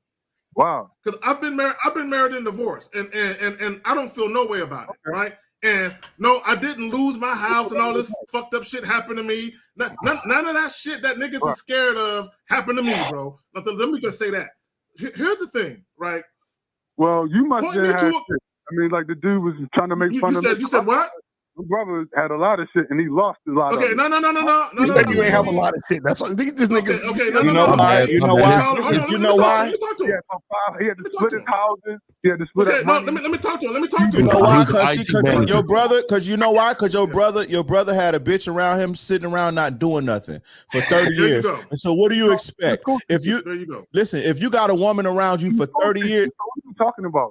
What? You said she wasn't doing nothing. Hold on, real quick. He was the IT manager. Caller. See, you know what's so funny? When I tell dudes, I've been divorced and none of that bad shit happened to me, well, you must didn't have shit. See, that's their go-to move to say, everyone, no, hold on, nigga. Hey, nigga, don't interrupt me no more, dog. We let you talk, nigga. Shut the fuck up and let me talk. Right? No. See, no, I live in Texas, a community state. Nigga, listen, I live in Texas, a community state, right? They don't kick you out of your house like that. The woman don't get everything. There is no alimony. There's none of that shit. The problem, here, let me tell you the problem with a lot of you niggas. A lot of these niggas get married and they think they found a forever bitch, right? So these niggas don't know nothing about the laws. Yeah.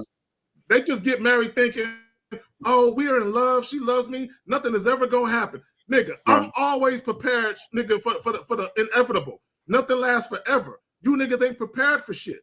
You trust the bitch. Bro, I don't trust none of these bitches. Now, that doesn't mean that I can't care for her and all that other shit. Jeezy was prepared. He had a prenup. And no, he wasn't.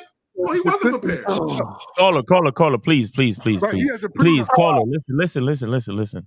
You got to understand something. You guys love crying over spilt milk.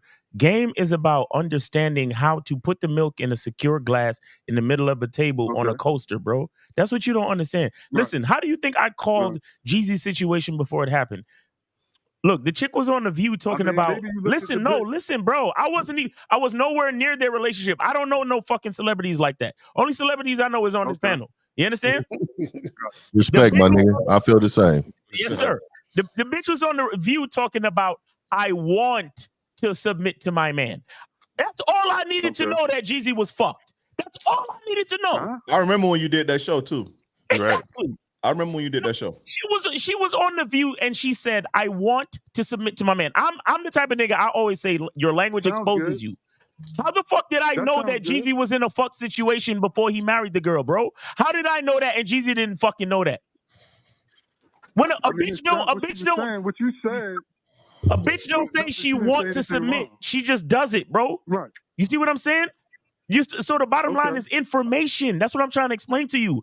It's niggas like you that love to play victim on everything, bro. Exactly. So it's Jeezy's fault. It's Jeezy's fault because he went with her. So it wasn't the environment caller. It was his fault for marrying that woman who said that she's not trying to submit. Does that make sense? I thought he said about marriage, you ain't getting no pussy. How you talking about marriage and shit and you can't get no pussy, dog? I'm lost. Why you all about marriage? You can't even get a bit. No, you don't get a pussy. I'm bullshit. I'm lying. Caller. Hold on. Let me talk to him real quick. Caller. Hey, caller, listen real quick. Caller, listen, brother, listen real quick. Let me just say this and I'll pass it back to my bros. When it comes to women, okay, and Dre said it earlier and Lucario said it just now. When it comes to women, and you choose a woman to come into your life, right? And shit don't work out, right?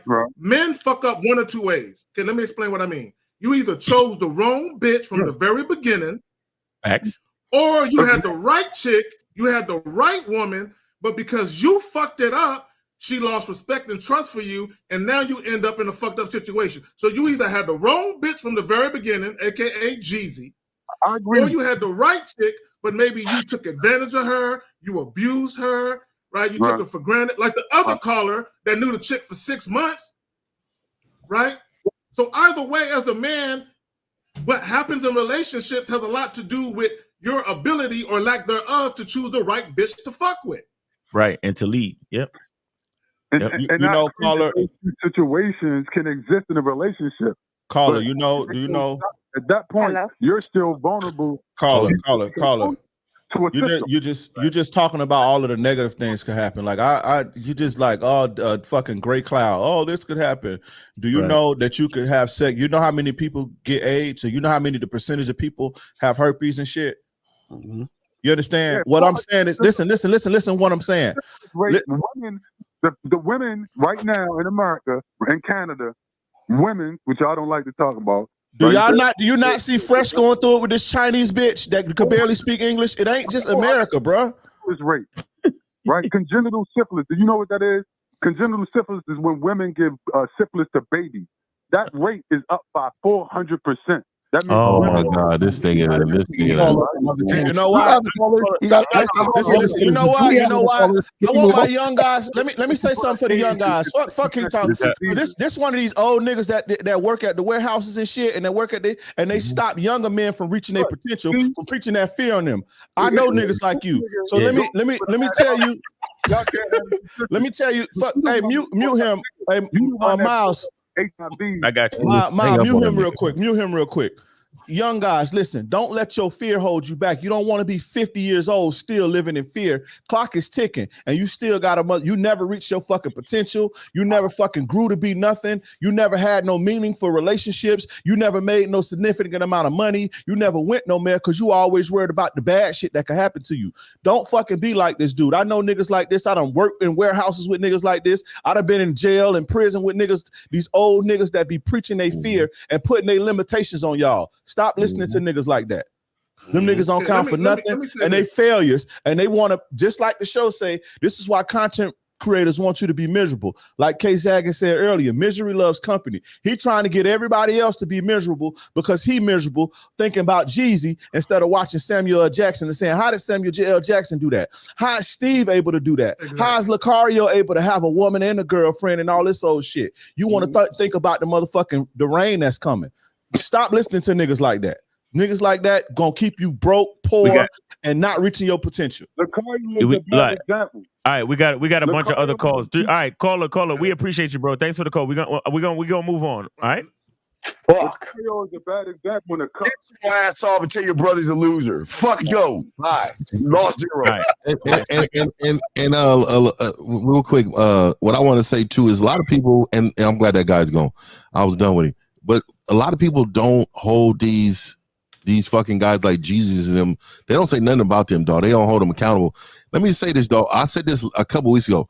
A lot of these motherfuckers from the trenches in the hood, they have no understanding about game. A lot of them don't have fathers. Motherfuckers always talk about single motherhood, but a lot of these men are being raised by women. They have no understanding about manhood, fathers, about being strong men, none of that. And they lead with their money. They don't understand. They were like, I'm trying to make her happy. I'm trying to make her happy. That's their goal in life.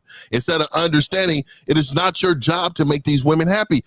Right. He would not say that. A lot of these men don't talk about these dudes coming from these areas. They're not made up. These niggas, listen, a lot of the people think like Pookie and Ray Ray got game, or the niggas in the streets got game. Nah, man, them niggas be the worst simps, the biggest tricks and all types of shit. Tricks. I know. All my homies was tricks and all type of shit. Every dude that I hung with, if I put up a picture right now, the only reason I was different because my dad taught me to be different. Right? I had my own mind. But if I put up a picture and it's 6 of my homies, all them niggas are tricks. Mm-hmm. All right, so we got so real quick. I thought I heard a female. I thought I heard a woman too. Yeah, I was trying to get. All right, that's you. Name, age, city. City, and what's your question? My name is Les. My name is Les. I'm 46, and I am from District Heights, Maryland. All right. So what's your question? First of all, I just want to have a comment to say y'all are doing great work. Because as a single mom raising a boy, I love y'all content because it kind of helps me navigate raising a teenage kid because he just turned 13. All right. Now my question is, I actually want to know, because it's like the way this red pill thing is going, I don't want my son to gravitate to that. And as a single mom, what can I do to help him see that it's okay not to be scared of women? It's okay that, growing up, this stuff is not necessarily true. What advice do you give to me? Because I'm the primary parent. His dad is in his life, but he's around me most of the time. Right. Okay. So what do I do as far as helping him become a productive young man? Number one, don't lie. Don't lie to him. And all that stuff. Yeah. Go ahead, Greg. So I wanted to say this. So you said the father's in their life. How often does he see his son? Twice a month, and then during holidays and the summertime and stuff like that. Is that by his choice or is that court ordered? Is that by his choice or is that court ordered? It's by situation. I don't like involving the courts and stuff like that. Okay, So he don't live in the state? The father don't live in the state? Huh? The father don't live in the state? No, he lives in Baltimore, so his dad is like an hour. Okay. An hour. So if he moved it with his dad, would he have a good life? Give your son to his father. His dad is not necessarily stable per se, but that's in it. That's probably in the eyes of a woman. What you mean stable? Exactly, Drake. Because we hide money, right? Men hide money. You don't really know what a man's money's like. I mean, I don't count his dollars. All I know is what I got to do where I'm here. what I'm doing. I think you should give your son. I think you should give your son to his father. What you mean when you say he's not stable? I mean, I've been thinking about that, but stable meaning he lives with another woman. Now, me and her, we're fine. We get along. I have no problem with that, but yes, you do. Okay, call her. Hey, reel it in. Listen. I'm listening. In order for us to help you efficiently, we need you to answer the question that we asked, okay? So what do you mean when you say that this man is not stable? Please. He doesn't have his own place. He doesn't have a car, things of that nature. He does have a job. He does work. So he stays with the other female. Yeah, because when we broke up, he got back with the mother of his daughter. So he does have a place. So him and his girl live together.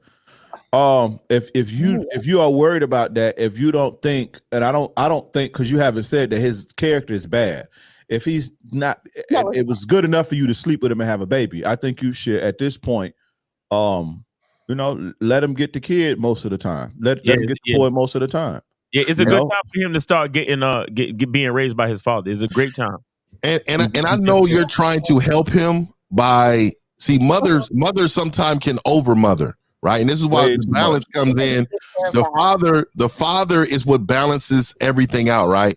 We're the guys who put the structure in. We're the guys who come in and have a plan and visionary. But what I would tell you is, okay, is that I would, and I don't like to use the word give, I would make sure that you allow that father to parent the majority of the time, meaning have him go live with his father, okay? And the reason why is because boys, especially boys, they need to feel uncomfortable. Because what fathers are going to make him feel, he's going to make him feel uncomfortable because he's going to have a certain rule set and a certain expectations for him that's happening daily, and there's consequences if he doesn't happen other than a conversation. So what I'm telling you is when men live in that world, it challenges us to do better, to get better, to be sharper, to be responsible. See, a lot of times mothers, and bless you guys' heart, shout out to all the moms out there. This is not a slight against you, but is a time for fatherhood. This is why tribes used to take kids at like 12 years old and keep them away from moms for about 5-6 years and bring them back. Because what happens is at that time, they need a certain level of direction from their father. Now, you guys view things as being harsh. You guys, his living environment, he may not have his own room. He may not do, and you guys look at that as being a problem. I look at that as being a plus. Because what happens is it makes that young man stronger. Yeah, it makes that young man strong. I'm long-winded, but I'm gonna cut it short. It makes that man stronger. It makes him responsible, and it makes him understand that life is not given to you. I gotta go out and get it. And there's rules to follow. There's authority. There's pecking order. This is the guy who makes the order. This person's authority. That person, and I gotta fall in line, and I gotta do what's told. And you see how for sure that's real shit. And you see how the last caller was so negative, and all he could talk about was the negative and negative. Yeah, I'm terrified as my son becoming like that. But this is how they become like that. This is how they become like that. You looking at everything that the dad don't have. You looking at everything that the dad don't have, and what you don't want your kid to be. You thinking negative.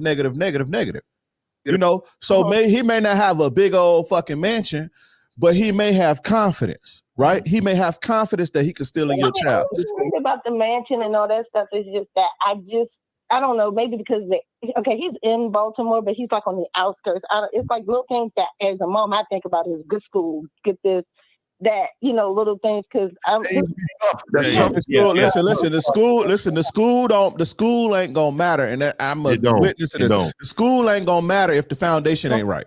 Exactly. Right, because it can't be a bad school. Listen, it could be a bad school, but with the structure of the parents or with him being around, the structure comes from the home of the father. So look at you're looking again. This is emotion versus logic. You're looking at everything as a protecting that boy, and we're trying to tell you to cut the umbilical cord, let that boy get knocked in his motherfucking. That's how you get the strong man that you see and that you like. The strong man. I didn't come coddled, and nobody was coddled by their mothers and all of this old shit. No, we grew out and we built character through hardship and overcoming hardship, and we developed confidence like that. So you trying to shield him, and I understand that, but you trying to shield him from this and shield him from that, and because you don't want him to be like the last caller, that's what's going to make him be like the last caller. Right. Well, let me ask this. Let me ask this question because I stepped away, so I missed some of the shit.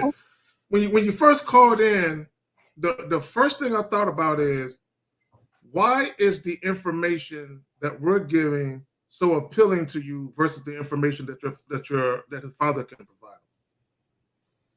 Well, I mean, because I'm on YouTube a lot, and the thing is because I, watch a lot of the stuff that's going on between men and women. And it seems so, it feels like people are making stuff harder than it actually is. They're not using logic or common sense. Caller. Baby girl, listen. Baby girl. Hey, listen. Baby girl, listen. Let's go back to the question. What makes the information that we're putting out there so appealing to you versus the information that your ex has for his own son? That's what I'm asking. Well, my ex never gave any information because he's never asked for him to live with him and stuff like that. So he never really gave me any real information. But like I said, y'all pretty much, for me, what made it appealing is that it's like y'all have like so much common sense. And if people applied it to the world or applied it to their relationships or themselves, it pretty much works. You don't think your ex has that? You don't think your kids? Actually, I'm sorry, go ahead. You don't think your kid's father has that? I think he does. To think about it, I think he probably do. Okay, so he got the he probably got the information. Look, Colin. So he got the information, and your kid would at least have his own room if he goes there. Give your kid to his father. Give your kid to his father. I know you want everything to be perfect, but that's not what being a man is about. Because here's the thing. Here's a reason why I don't know. He a little unstable and this and the schools and the outskirts of the DMV area, and I'm not sure because it might rain one day and he might not have his raincoat, and I'm not. Listen, do you want a bitch or do you want a son to grow into a man? Son to grow up to be a man. Let me ask you. Does a son grow up to be a man when everything is perfect, or does a son grow up to be a man when he got to deal with a little bit of struggle? When he deals with a little bit of struggle. Okay, so if his mother's standing there trying to make sure it's a friggin' red carpet in front of him, how's he gonna grow up? Yeah, ma'am, and please understand this. It's very important because there's gonna be a crossroad. If you send that boy to his father, he's going to come running back to you, and it's going to be the decision you're going to have to make because the love that you have for your son is going to make you want to hold him, coddle him, and say, you can come home.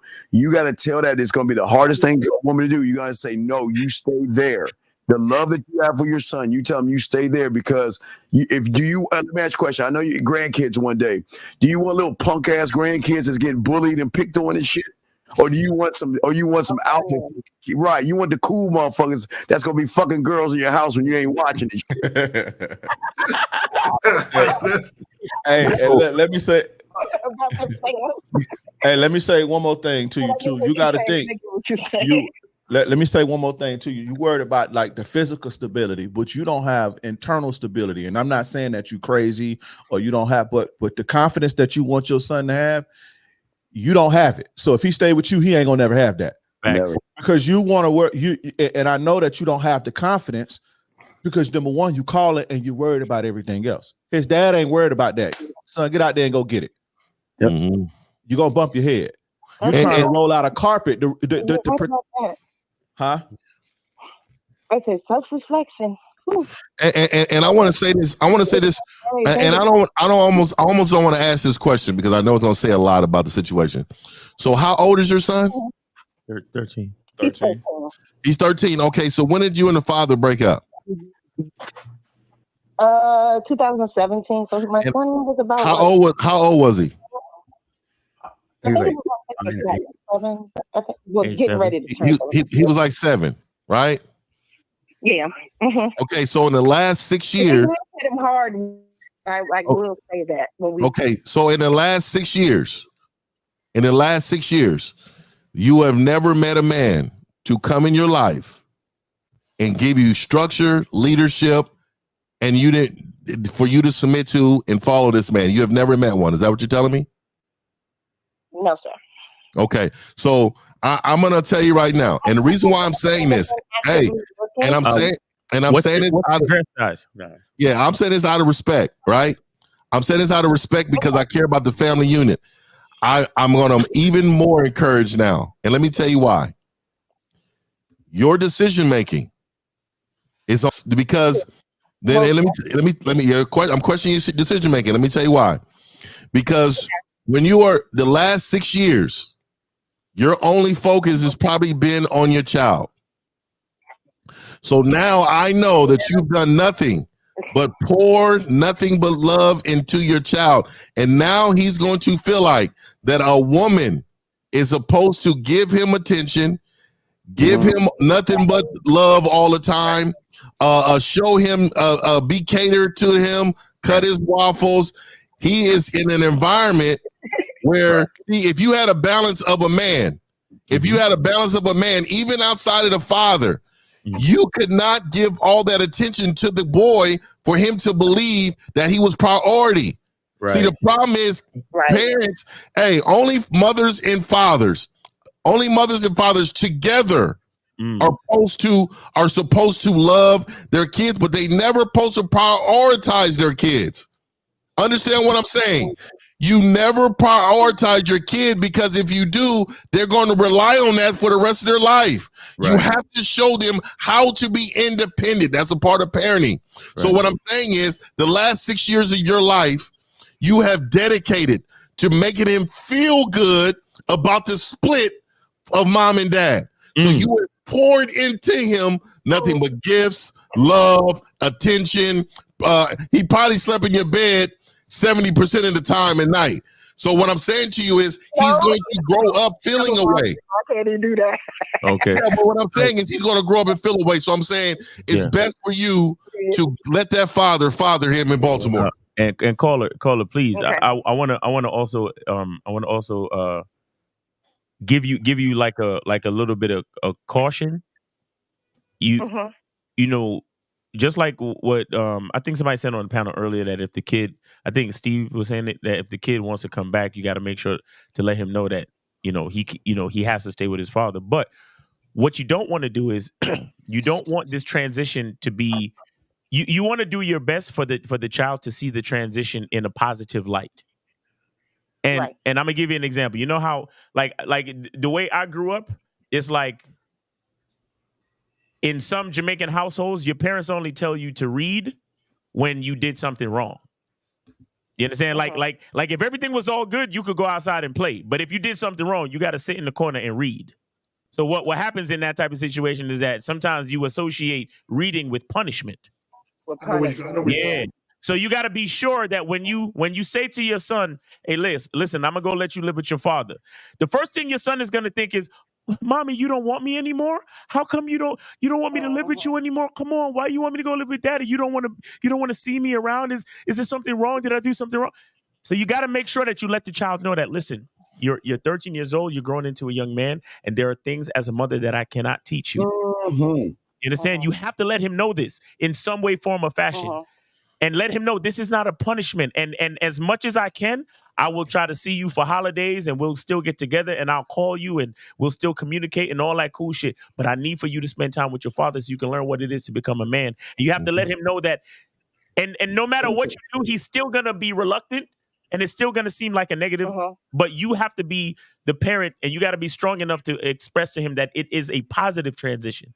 Do you understand what I'm saying? Yeah. So be careful how you break this to him and be careful how you put it to him and talk to his father too, to let his father know, like, you know, upon transitioning for him to be like, listen, this is what it is. You're here with me now. You know, your mom is there, but you're here with me now. And this is not a punishment. This is just a new phase in your life for us to do what we need to do as father and son. You understand? The both of you need to quarterback the situation. You need to do it on your end, and his father needs to do it on his end to make sure that he understands that this is not a punishment. You understand? This is not anything being done because we don't love you. Matter of fact, we're doing this because we love you. But you need to know what life is like with your mother, and you need to know what life is like with your father. Man. So yeah, I really, you know, y'all. So this is what I would say. Real quick, caller. Teach him how to be a man. Exactly. Hold on one second. Caller. Hold on one second. Go ahead, Zach. Zach, no, lagging, dog. This is what I would recommend because okay, hold on. I'm gonna go ahead and come back in. Oh shit. He's like five hours away and shit. Yeah, we appreciate you calling in though. Appreciate the call. You all right. So yeah, I mean, listen, last thing I just want to say, make sure you communicate with the father. Don't feel, just make sure, listen, let me know in the back end how he's doing. Keep me updated, but I'm gonna keep my distance. And you can still love him. That's love. See, a lot of people think love is you coddling his ass. Right. Love is letting his ass go and getting his ass knocked the fuck down, fall off his bike, and get yelled at, punched in the chest, and told to do shit. It'll make a stronger man. I'm telling you, if you want to keep from that red pill manosphere shit, you got to cut that cord. Because if you don't, he's going to be that last motherfucker you just heard crying and complaining and shit. Facts. Go ahead, Zach. Right, so let me make my point. So, caller, what I would recommend you do, and I know this from experience, is present a united front. I would say that both of you be together in the same room. And I say that because years ago, when I got custody of my oldest two children, my son at the time was 5, my daughter was 10. I talked to the mother first, but then we sat down at a table together and we talked to the children, right? And there was resistance from my eldest daughter at the time. But we presented a united front, and it happened, right? And it wasn't no shit about, I'm worried about this shit happening.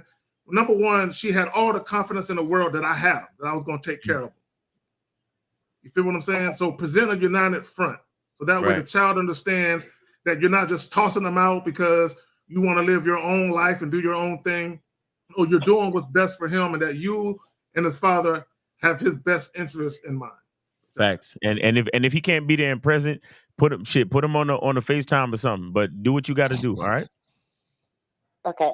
Thanks, guys, and keep doing what y'all doing, cleaning up this red pill mess. Wow. Women are so easy. Don't fight back. They listen. Exactly. You notice how the difference between her and the guy that called before is right. Fact. Hey, caller, real quick. Which area? What's your area code, real quick? Mine is 301. Oh, she's in DMV. She represented DMV. 301. Shit, I can't because I got 862. I got 202. Yeah. Oh, my area code is, but I'm on my cell phone, which is 202 because I'm 202. in the DMV So you area, 202. so Okay. Cell phones, all right. Perfect. All right, thank you. But listen, listen. So you have any other questions? Or are you good? Because we got some other calls. Oh, I'm good. That was really my main question. Okay, perfect. Thank you for calling in. No side questions. Yes. Thank you again, and keep doing what y'all doing. Y'all are actually a real blessing. All right, appreciate you. All right, that's what's up. Good luck to that young man. Real. So we got 862. You are on live with the Real Game No 3 panel. Name, age, city. What's up? Peace. It's A1 from New Jersey. All right, peace. All right, what's going on? How old are you again? How old are you, real quick? Oh, maybe 48. I'll be 49 in December. All right, that's what's up, bro. That's what's up. All right, so what's your question? I don't have a question. Yeah. I don't have a question, man. I'm just giving you guys y'all flowers, man, for doing what y'all doing. Hey, yo. We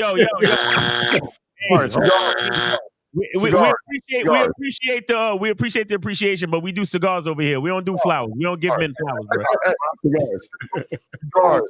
And what about that, man? That's better, man. Say that again.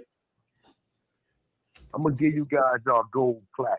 All right, shit. All right, that's cool. Gold plaque. We'll take that too. We'll take that. But go ahead with it, man. We appreciate you, man. That's what's up.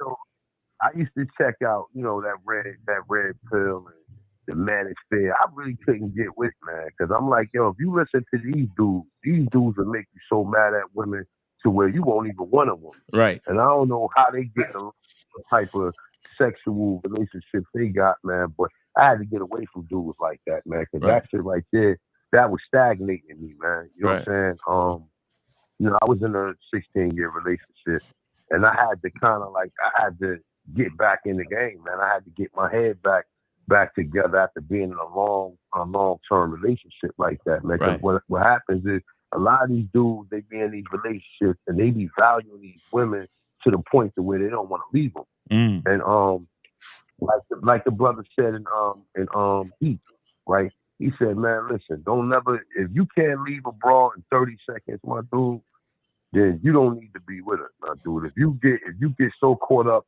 with a person looks, and I know you guys always say, man, don't ever tell these women they're beautiful if they don't earn it. You know what I'm saying? Like a lot of these guys they get captivated by how these women look, how their bodies is and all that. Brother, listen, if you on top of your game, when she goes and if that don't work out, you always can get another one. Don't never think you out the game. And listen to the manosphere, man, they will make you think that all these women is, you know what I'm saying, all of them is infected, my dude. Right. So I'm like, look, he's being out the game so long, got right back in the game, bro. Got right back in the game. Well, I'm telling these women exactly what I want them to do. Facts. Well, caller, part of the problem is these guys, they're overly concerned about women staying. Oh, these women, they don't stay as long as they used to stay. They will be married forever. I want to go back to the 1950s. And these niggas is in their 20s. I want to go back to the 50s. They never been there, right? And they don't understand that the reason why a lot of those marriages lasted as long as they did is not because it was no love. It's because of how society frowned upon divorce and all that other shit. A lot of people were fucking miserable in these marriages, and they were still cheating back then. That's what these niggas don't understand. So let me just say this real quick. For guys in relationships or endeavoring to be in relationships, there is nothing wrong with adoring your woman. Adore means respect and love. There's nothing wrong with that. And you can cherish it. You can enjoy yourself. But the moment that the relationship is no longer enjoyable for you and or the woman, it's time to go ahead and let that motherfucker end. It's okay if it ends. It's okay if it ends. Oh, it's okay. Wait, nigga, did you just give your kid the shoulder? Nigga, I saw him put a headlock on his daughter or something. So let me show you this. Colin, just listen to this real quick. This is kind of going to Zach's point right here. Look at this. Listen to this right here. Listen. Out there, why do men generally care about a woman's body count? Oh, honestly, if a girl is ran through, then she's for everybody else. And I feel like guys, they kind of want them for themselves. That's really how it is. So for guys out there, I think we care about a woman's body count because we want them to be all for ourselves. We don't want them to be any other guy. We want to provide for them. We want to be the man in their world. You know what I'm saying? So for a girl that you want to get serious with, what's the max amount of body she should have? 0. She got to be a virgin. I got to take that shit and show her what it's about. And you see, and feels the argument because most red pill manosphere guys want pussy the first night. Right. That point right there, right? See, the thing is with that, if you asking about a woman's body count, that means you care. So once she tell you her body count, she's like, all right, let's say, for example, I slept with 10 dudes, I slept with 20 dudes. from that point on, once you know that, that's going to corrupt. That's going to mess. Caller, real You're not supposed to even ask that. Caller, real quick. I said on YouTube, nobody else said that shit. You're asking about the wrong count. The count you should be asking about is her finger and dildo count, because I promise that shit is higher than any dick that she's ever had. and I just think it shows a level of insecurity if you're asking that question. Like Right. if you are really, so what you're saying is what am I competing against? That's what you're really saying, because you're thinking, okay, you have all these men, she probably had big, small, whatever. That's because ultimately it's about the act. It's about the act. And if you're worried about your stroke, that's gonna make you really insecure. Don't ask. I'm gonna tell you, most women lie to weak men anyway. So they're gonna tell you 100 to 200 less. You know what I mean? To make your ego feel good because you're weak. Yeah. Most of these dudes won't even know what to do with a woman with a low body count. They don't even know how to handle a woman who, clingy and So Exactly. We appreciate you, brother. Thanks for calling. I don't like clingy women, man. Thanks for calling in and showing your appreciation, brother. All right. But all you gotta do is tell them, nigga. Firmly, nigga. All right, bro. We appreciate it, man. Take it easy. All right, so we got 857. You are on live with the Road Game 03 panel. Name, age, city. How can we help you? What's going on, y'all? It's Shaughnessy from Boston. Shaughnessy from Boston. How old are you again? I'm about to be 26. All right, so that means you 20. Why y'all niggas be 25? Why y'all niggas be on damn, dog. No, is it me or niggas halfway want niggas to wish him happy birthday and shit? I hope not. I hope niggas are not pandering for a fucking birthday and I can't stand niggas to get on there. Man, I had such a good time for my birthday. Oh, waking up and it's a new chapter. Any nigga that says chapter this in front of their birthday. All right, Sean, go ahead, man. Man. Yo, once again, nigga, how old are you, nigga? I'm 25. Thank you, man. What's your question? Thank you. Fuck. All right, no, got you. So just two little quick things. So yesterday I came out of character, and it's really not like me, but I was wondering how you guys deal with a woman who disrespects you on approaching her. Why do you hate yourself? What? Wait. Deal with your approach. Wait, motherfucker, what is wrong with y'all weird motherfuckers?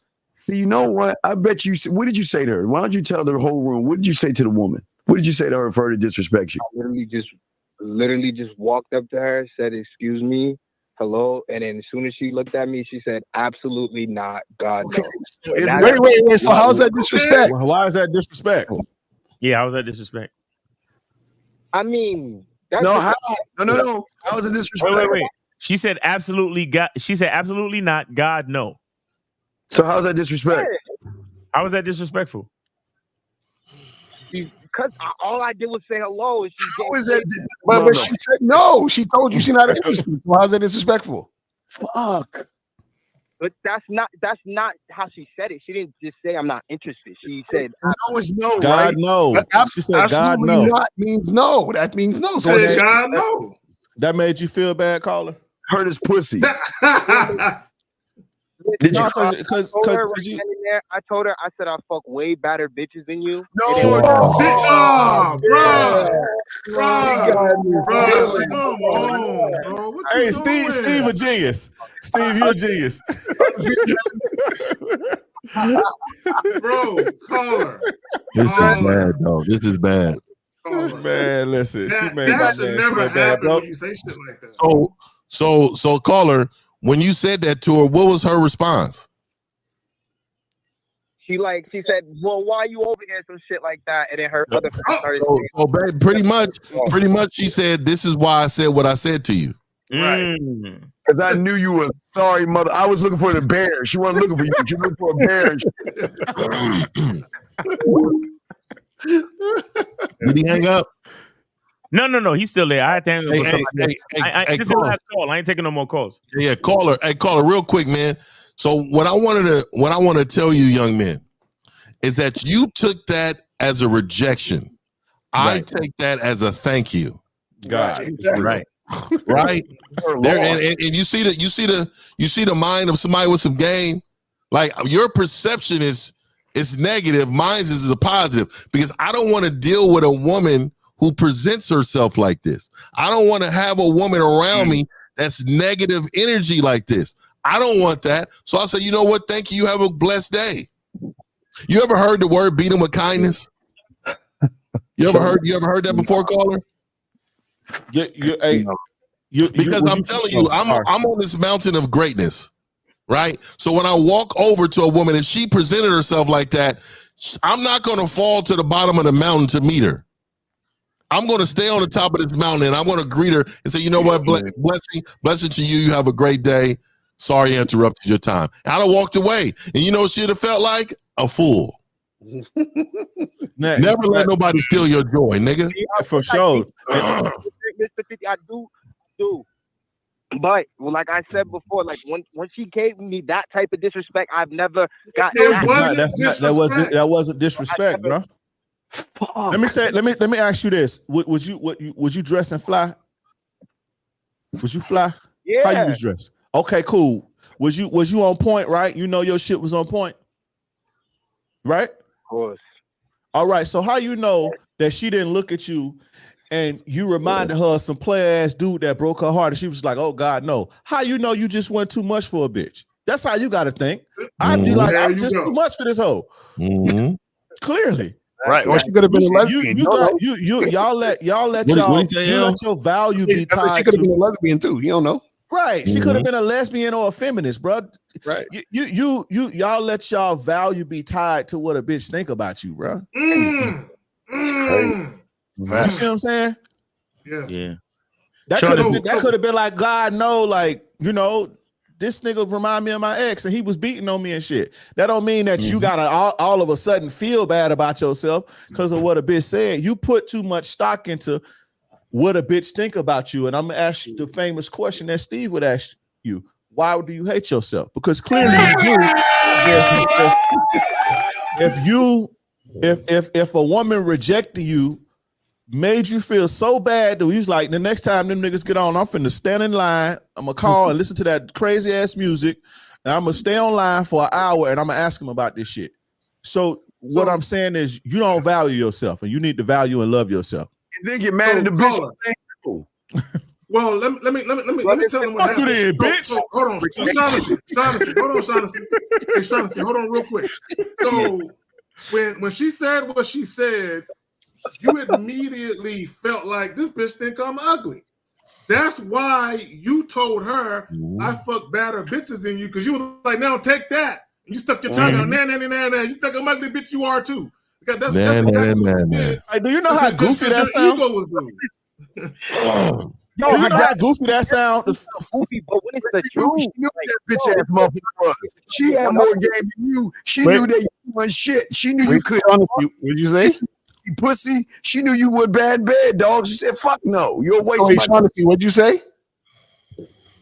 I said she's trying to get one up on me in that situation. I mean, bro. Shaughnessy, she don't care about you, bro. Why you even thinking? Listen. This is the funny part. You basically dissed yourself by telling her that shit. Because if you say I get better bitches than you, then you basically saying like, why are you there if you get better bitches? You understand what I'm saying? And so basically you're saying I'm down bad, that's why I'm here. So then why should she choose you anyway? And she's not calling in the Kendra D show talking about you rolling up to her. Yeah, but you calling about she gives a fuck about you. She's probably eating potato chips on the couch right now, dog. You worried about her. That girl probably married. That girl probably married and shit. Probably ain't even think about your ass. Caller. Tell the truth. Tell the truth. Yeah. Did they laugh at you? They laughed at you? All five of them, they were saying some shit. I just waved them off and walked away. They were laughing at you, dog. Now, caller, here it is. Caller, here it is. See, and I like this analogy. So, you ever heard of Mr. Beast? Yeah. All right, so he be giving away money and all that type of shit, correct? Mm-hmm. All right, so if you roll up on them girls and you was trying to give away a briefcase with $1 million, right? And the lady said, Oh, hell no. Next. No, I'm not interested. Or wait, she said, hell no, God no, or some shit like that, right? Mm-hmm. So if you walked up and said, hey, my name is Shaughnessy, and then just before you could say, hey, I want to give you this briefcase of money, and they was like, hell no, God no. How would you feel in that instant? Disrespected. I'll say it's whatever. I'm gonna give it to the next lady. Oh, so why couldn't? So what you're saying? No. So this is how. No. See, this is the thing. This is how we know you hate yourself, right?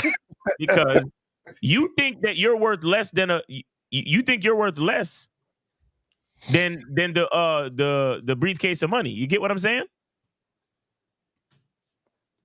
Yeah, but I'm saying before, Miles, this is what it was. It was the disrespect coming out of her mouth. No, caller, no, you're not listening. Caller, stop. You're still focused on the bitch, bro. I'm trying to get you to realize that you are a priceless individual, bro. Your worth is beyond measure. So when somebody says no, take it the same way as if you was trying to give them $1 million. That's what I'm trying to explain to you. You still focused on the bitch and what came out of her mouth. I'm trying to get you to look at yourself as something priceless and invaluable. That nigga ain't her loss. His feelings was hurt. His pussy was hurt. His pussy. Hey, caller. My feelings was hurt, but I'll just say I wasn't trying to let her get crazy on me like I'm a bum, nigga. Like she tried to. What? You are because. But see, you are a bum if you think her reaction makes you not a bum or makes you a bum. That's basically what's the problem. You're judging yourself based off her reaction because you're like, oh well, I don't want her to act like I'm some bum, bro. If her reaction makes you think you're different than who you are, then you're fucking up. Yeah, you're bum-ish. You're bum-ish, facts. Fuck you, bitch. Y'all gotta chill. So caller, real quick question. Hold on, real quick question. So you said there was 5 girls total? There was 5 of them? Yeah, it's like 5 shorties in a group. Okay, was any of them? Was the other 4 cute? Was the other 4 cute too? I don't give a fuck. They wasn't. I'd have said something to all of them. I would have hollered I'm at a all monster, of them. I would nigga. be like, all right, well, your girl ain't with it. Your girl, so I'm a monster, nigga. And shout out to LeBron for the $20 super chat. He said respect to you fellas. Yeah. What did God no mean to you? What you think she mean when she said God no? What did that mean? The same thing he thought when he looked at himself before he left the house. What you say, caller? She's out of my league. What? Out of my league. Why did your mind default to that? Because that's what I feel like. I'm not even gonna hold you. That's what most of these hoes are nowadays. No. Listen. Language exposes you. Exactly. So why do you think that's what she meant? How you know 40 niggas ain't just try to holler at her and she fucking annoyed? It ain't got nothing to do with you. You feel what I'm saying? Possible. Huh? Yeah, but that's the thing. I'm not really tripping too much off of. Oh, you tripping? You tripping? That's why you called in, nigga. You tripping like a motherfucker. Like a motherfucker. So Shaughnessy, what's the real reason though? Like, because you keep saying, nah, it's not. Like, what is the actual issue? Like, what's the big deal, bro? Because I'm saying y'all. So like I said before, when I get ignored, I just walk away. Y'all walking away in that situation, just walking away. Same thing. I would holler at the other shorties. I would holler at the other shorties. I'm taking my $10 million briefcase somewhere else. If she would have been like, God, no, I would have been like, okay, cool. Appreciate you. Have a nice day. Yeah. God, you don't know what that means, but you thought your mind tells you, oh, she would, but this is how you really feel about yourself. See, insecure people like you, and I'm not trying to be disrespectful, you think that she see what you see about yourself. That's what I said. Real is. And that's what I said. That's exactly what I said, Dre. He felt like that when he's looked in the mirror before he left. Yeah. He thinks that she sees that. Yeah. So hey, caller, what type of shoes did you have on, caller? Brett Forrest. You said what? Jordan Brett Forrest. He said, I put the bread folds on. I know did you have, was they Nuki? Hey, was they Nuki or did you have some creases? They clean. They clean. Okay. These hoes got to be feeling me today. Look, because I'm about to end this. I know we're about to go to the show. So, hey, what'd you have on with them? Do you have some jeans on with them? Yeah. Okay. Okay. So you was when you put them jeans on, was they clean? Of course, I'm always clean. Okay. So what about the shirt? Was your shirt crispy? Was you clean? You was like, okay, this shirt, I'm leaving the house. This motherfucker's a winner. Did you say that? No. Shirt and coat. Yeah. Okay. So what about the haircut? Was you like, okay, no bitch can resist me because of my haircut? Did you say that? I got my hair done this week, braids and a cut.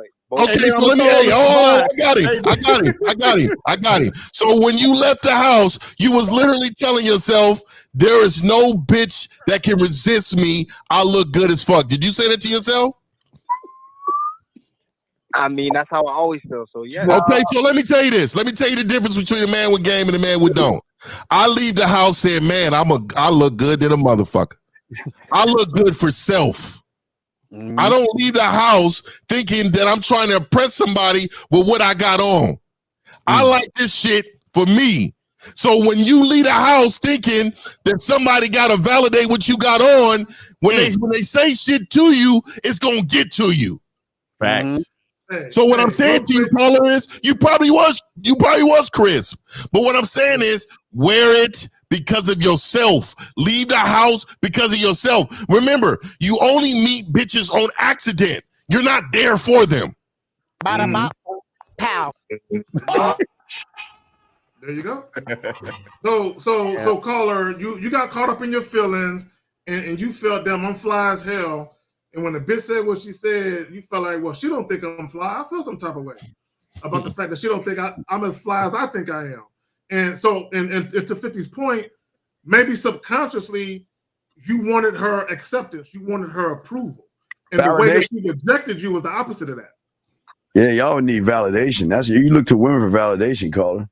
You know what it is. With a lot of these guys, there's a lot of these guys is unfortunate because I think what happened is that shit caught him off guard. And so it tapped into an emotion that he didn't even know he had those type of emotions. He's like, oh shit, what the fuck just happened? And they confused him because notice he said, I've had women ignore me before and it's cool. So he's used to a certain type of rejection. But when that rejection happened, he was like, whoa, like that was a punch to the gut. That was a sucker punch. Lucario, because that bitch was bad. And he felt like she is hella super bad. And so he got up to her, and when the super bad one said, oh no, you was like, maybe I'm not in her league. Well, fuck you, bitch. Hey, you know what fucked him up? He threw the blue Chanel on, and he was like, I know these hoes ain't gonna be able to. I know these bitches can't deny me today. I was like, oh God, no. She was clutching her pearls and shit. She's like, Jesus, no, get away. Oh yeah, please. This guy's a criminal. Shaughnessy, bro, you just gotta be you gotta be cool, bro. You gotta be cool, okay? It ain't that serious, bro. Stop getting all invested. I know you saw she was bad and your heart got invested in it and you wanted things to happen. Embarrassed. It didn't happen your way and then you lost it. But the bottom line is this: when the chicks say, nah, I'm good, just be like, all right, cool, I'm good too. Have a good night. Take it easy. Did she spit at your shoes, Shaughnessy? Did she look down and spit at your shoes? Oh my God. Not the breads, nigga. Not the bread forward. She was disgusted. Did she say gross when you asked her name? Did you like? Fuck. She's like, ew, gross. Like, damn near could have. The way she said what she said, she damn near could have said gross. She did that's what it was. She's like, hey, you know what? It's crazy, man. Because even in your mind now, we done gave you so much game on this call to change your mindset, bro, and you're still at the sunken place. You are still sunk. You can't get over it, man. And it be niggas like you that be shooting bitches. Yeah, like, hey, you fucking raggedy bitch. You fucking raggedy bitch. No. Yes. Y'all You can't get the rejection with a fact too, like a gut puncher like that. I never. Caller. Ladies, run. Go back to the Honestly, real talk though, bro. you should never, a woman you just met, any woman, period, but a woman you just met should never have that type of power over you where Facts. she can impact you emotionally with words, bro. Exactly. Yeah. And Shaughnessy, listen, all you got to do when you see the bitch, just say this. I like you and I want you. Now we can do this the easy way or we can do it the hard way. Yeah, that nigga got rapey vibes, bro. Just imagine if you was like if he was alone with her and she told him no. No. Now I'm get out of character like that. I'm fucking. I fuck better bitches than you. And all the red pill will come out saying it was her fault. She was leading them on. Pergamus nature. She was monkey branching. Bitch, I caught syphilis from better bitches than you. Hey, look, man, caller, bro. You gotta value yourself way more than to be letting a bitch's opinion of you. Hey, look, hey, caller. The point is though, you gotta value yourself way more than to be letting a bitch's opinion of you making you feel bad, bro. Like, you know what I mean? Even if she did say you disgusting and you gross, like, what does that mean? Right. And shout out to Mr. Gusto for the $4.99 super chat. He says, "Real game, Gatorade for all the week. No game, thirsty males." Oh my God, my nigga was so mad. That nigga, she immediately put you, dog. She immediately shunned you, dog, and you were so mad, my nigga. He said it like she was gonna change her mind. He's like, I fuck better bitches than you. She's like, well, since you said it that way, like, that makes sense now. Because I am not as bad as the bitches you fuck, so therefore I should be grateful to fuck you, Shaughnessy. Thanks for letting me know. Oh my God. Shaughnessy. I hope you go by Sean, nigga, because Shaughnessy is ugly as fuck. Hey, real quick. Ugly ass name, nigga. Hey, that nigga, hey, my name's Shauna. She was like, oh, God. What did you think was going to happen? I gotta know this. Why did you tell her that? What did you think that was gonna do to her by telling her you fuck better bitches? No bullshit. I honestly just wanted her to know what it was. Like, you ain't about to get on me like this and think okay, no, caller. You wanted her to feel like you felt. You wanted her to feel like she wasn't shit. That's what that was. Right. Yeah, I tell you, dog. Shaughnessy, real quick. Shaughnessy, go ahead, Kate. And I'll let him go. I'm gonna send this to my son. Shaughnessy, like, real talk. When you got to the car, did you punch the steering wheel and honk the horn real loud a couple times? He was punching the air and shit and scuffing his shoes. Listen, I guarantee you on everything I love, he ain't got no car. And I'm not talking bad about you. No, I'm sending a V right now, bro. Okay, cool. I'm wrong, but still. Hey man, I'm just saying, man. I'm just saying, if you had so many options, why would you be mad on that option? Facts.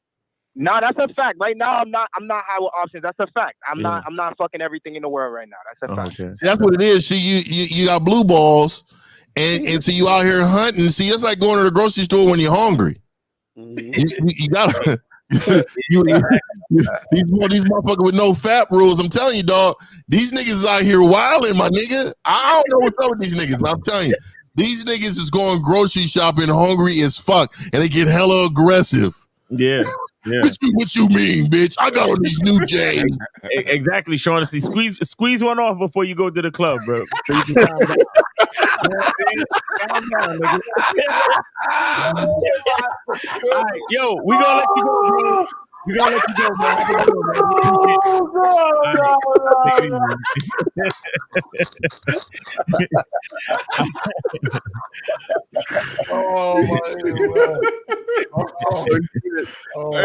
Hey, y'all crazy, bro. Sundays is crazy, dog. Hey, man. But yo, that was a great show, guys. Man, so guys, make sure y'all check out themanmindset.com. Get with Steve the D for some coaching. Get with Mr. 1950 at thegateway.com. Hurry up and get with King Dre at the playersclub.vip. My man got his own shit. Fuck a .com. My nigga got the .vip. VIP. Hey, look, you know how much .com costed, bro? Oh yeah, we know. Trust me, we know. This shit is crazy right now. It's crazy right now, nigga. Oh, and by the way, real quick, Don't trademark something and then try to get the fucking the URL. That's just game for anybody. Yeah. Get the URL first. Because once you trademark something, it goes out to all of the fucking joints and the shit costs more because it's trademarked. So just some other shit. But anyway, we got K-Zag right here. Make sure you guys go to Manhood is a Skill Set. Holler my man for coaching. Go to MrLucario.com and badboymembership.com. For Mr. Lucario, get your coaching. And then make sure you go to masculineidentitymembership.com. Get with me, Miles Cunningham, to learn about your masculine identity. That has been Real Game No Theory. Anything else, guys, before we get up out of here? I know y'all got shows in the middle of the week and all that cool shit, so y'all can plug it real quick. Yeah, I'm gonna run the show later, man. Later on tonight, man. It's gonna be a late nighter, man. We're gonna talk to these men about how to create sexual tension. And also, man, I got a drop on my membership, man. We do it every Sunday night. Also, man, Monday, Matt Gay Mondays, man. Hey, that's a fucking joyful show too, nigga. That motherfucker go crazy. Shout out to my guys Wednesday with the pineapple with Steve the Dean, man. You know what I mean? We rocking and rolling, man. And once again, shout out to King Drake, for coming through, man. Hopefully you give people come through. This is a pleasure. Yes. Thank you. Shout out to all the callers. You know what I'm saying? Shout out to the young lady that called in to get some advice for her young son and all that. We appreciate it, man. Yeah, that's dope. Man. That has been Real Game No Theory, guys. God willing, we'll be here next Sunday. We appreciate y'all. And that has been Real Game No Theory. Let's go. All right.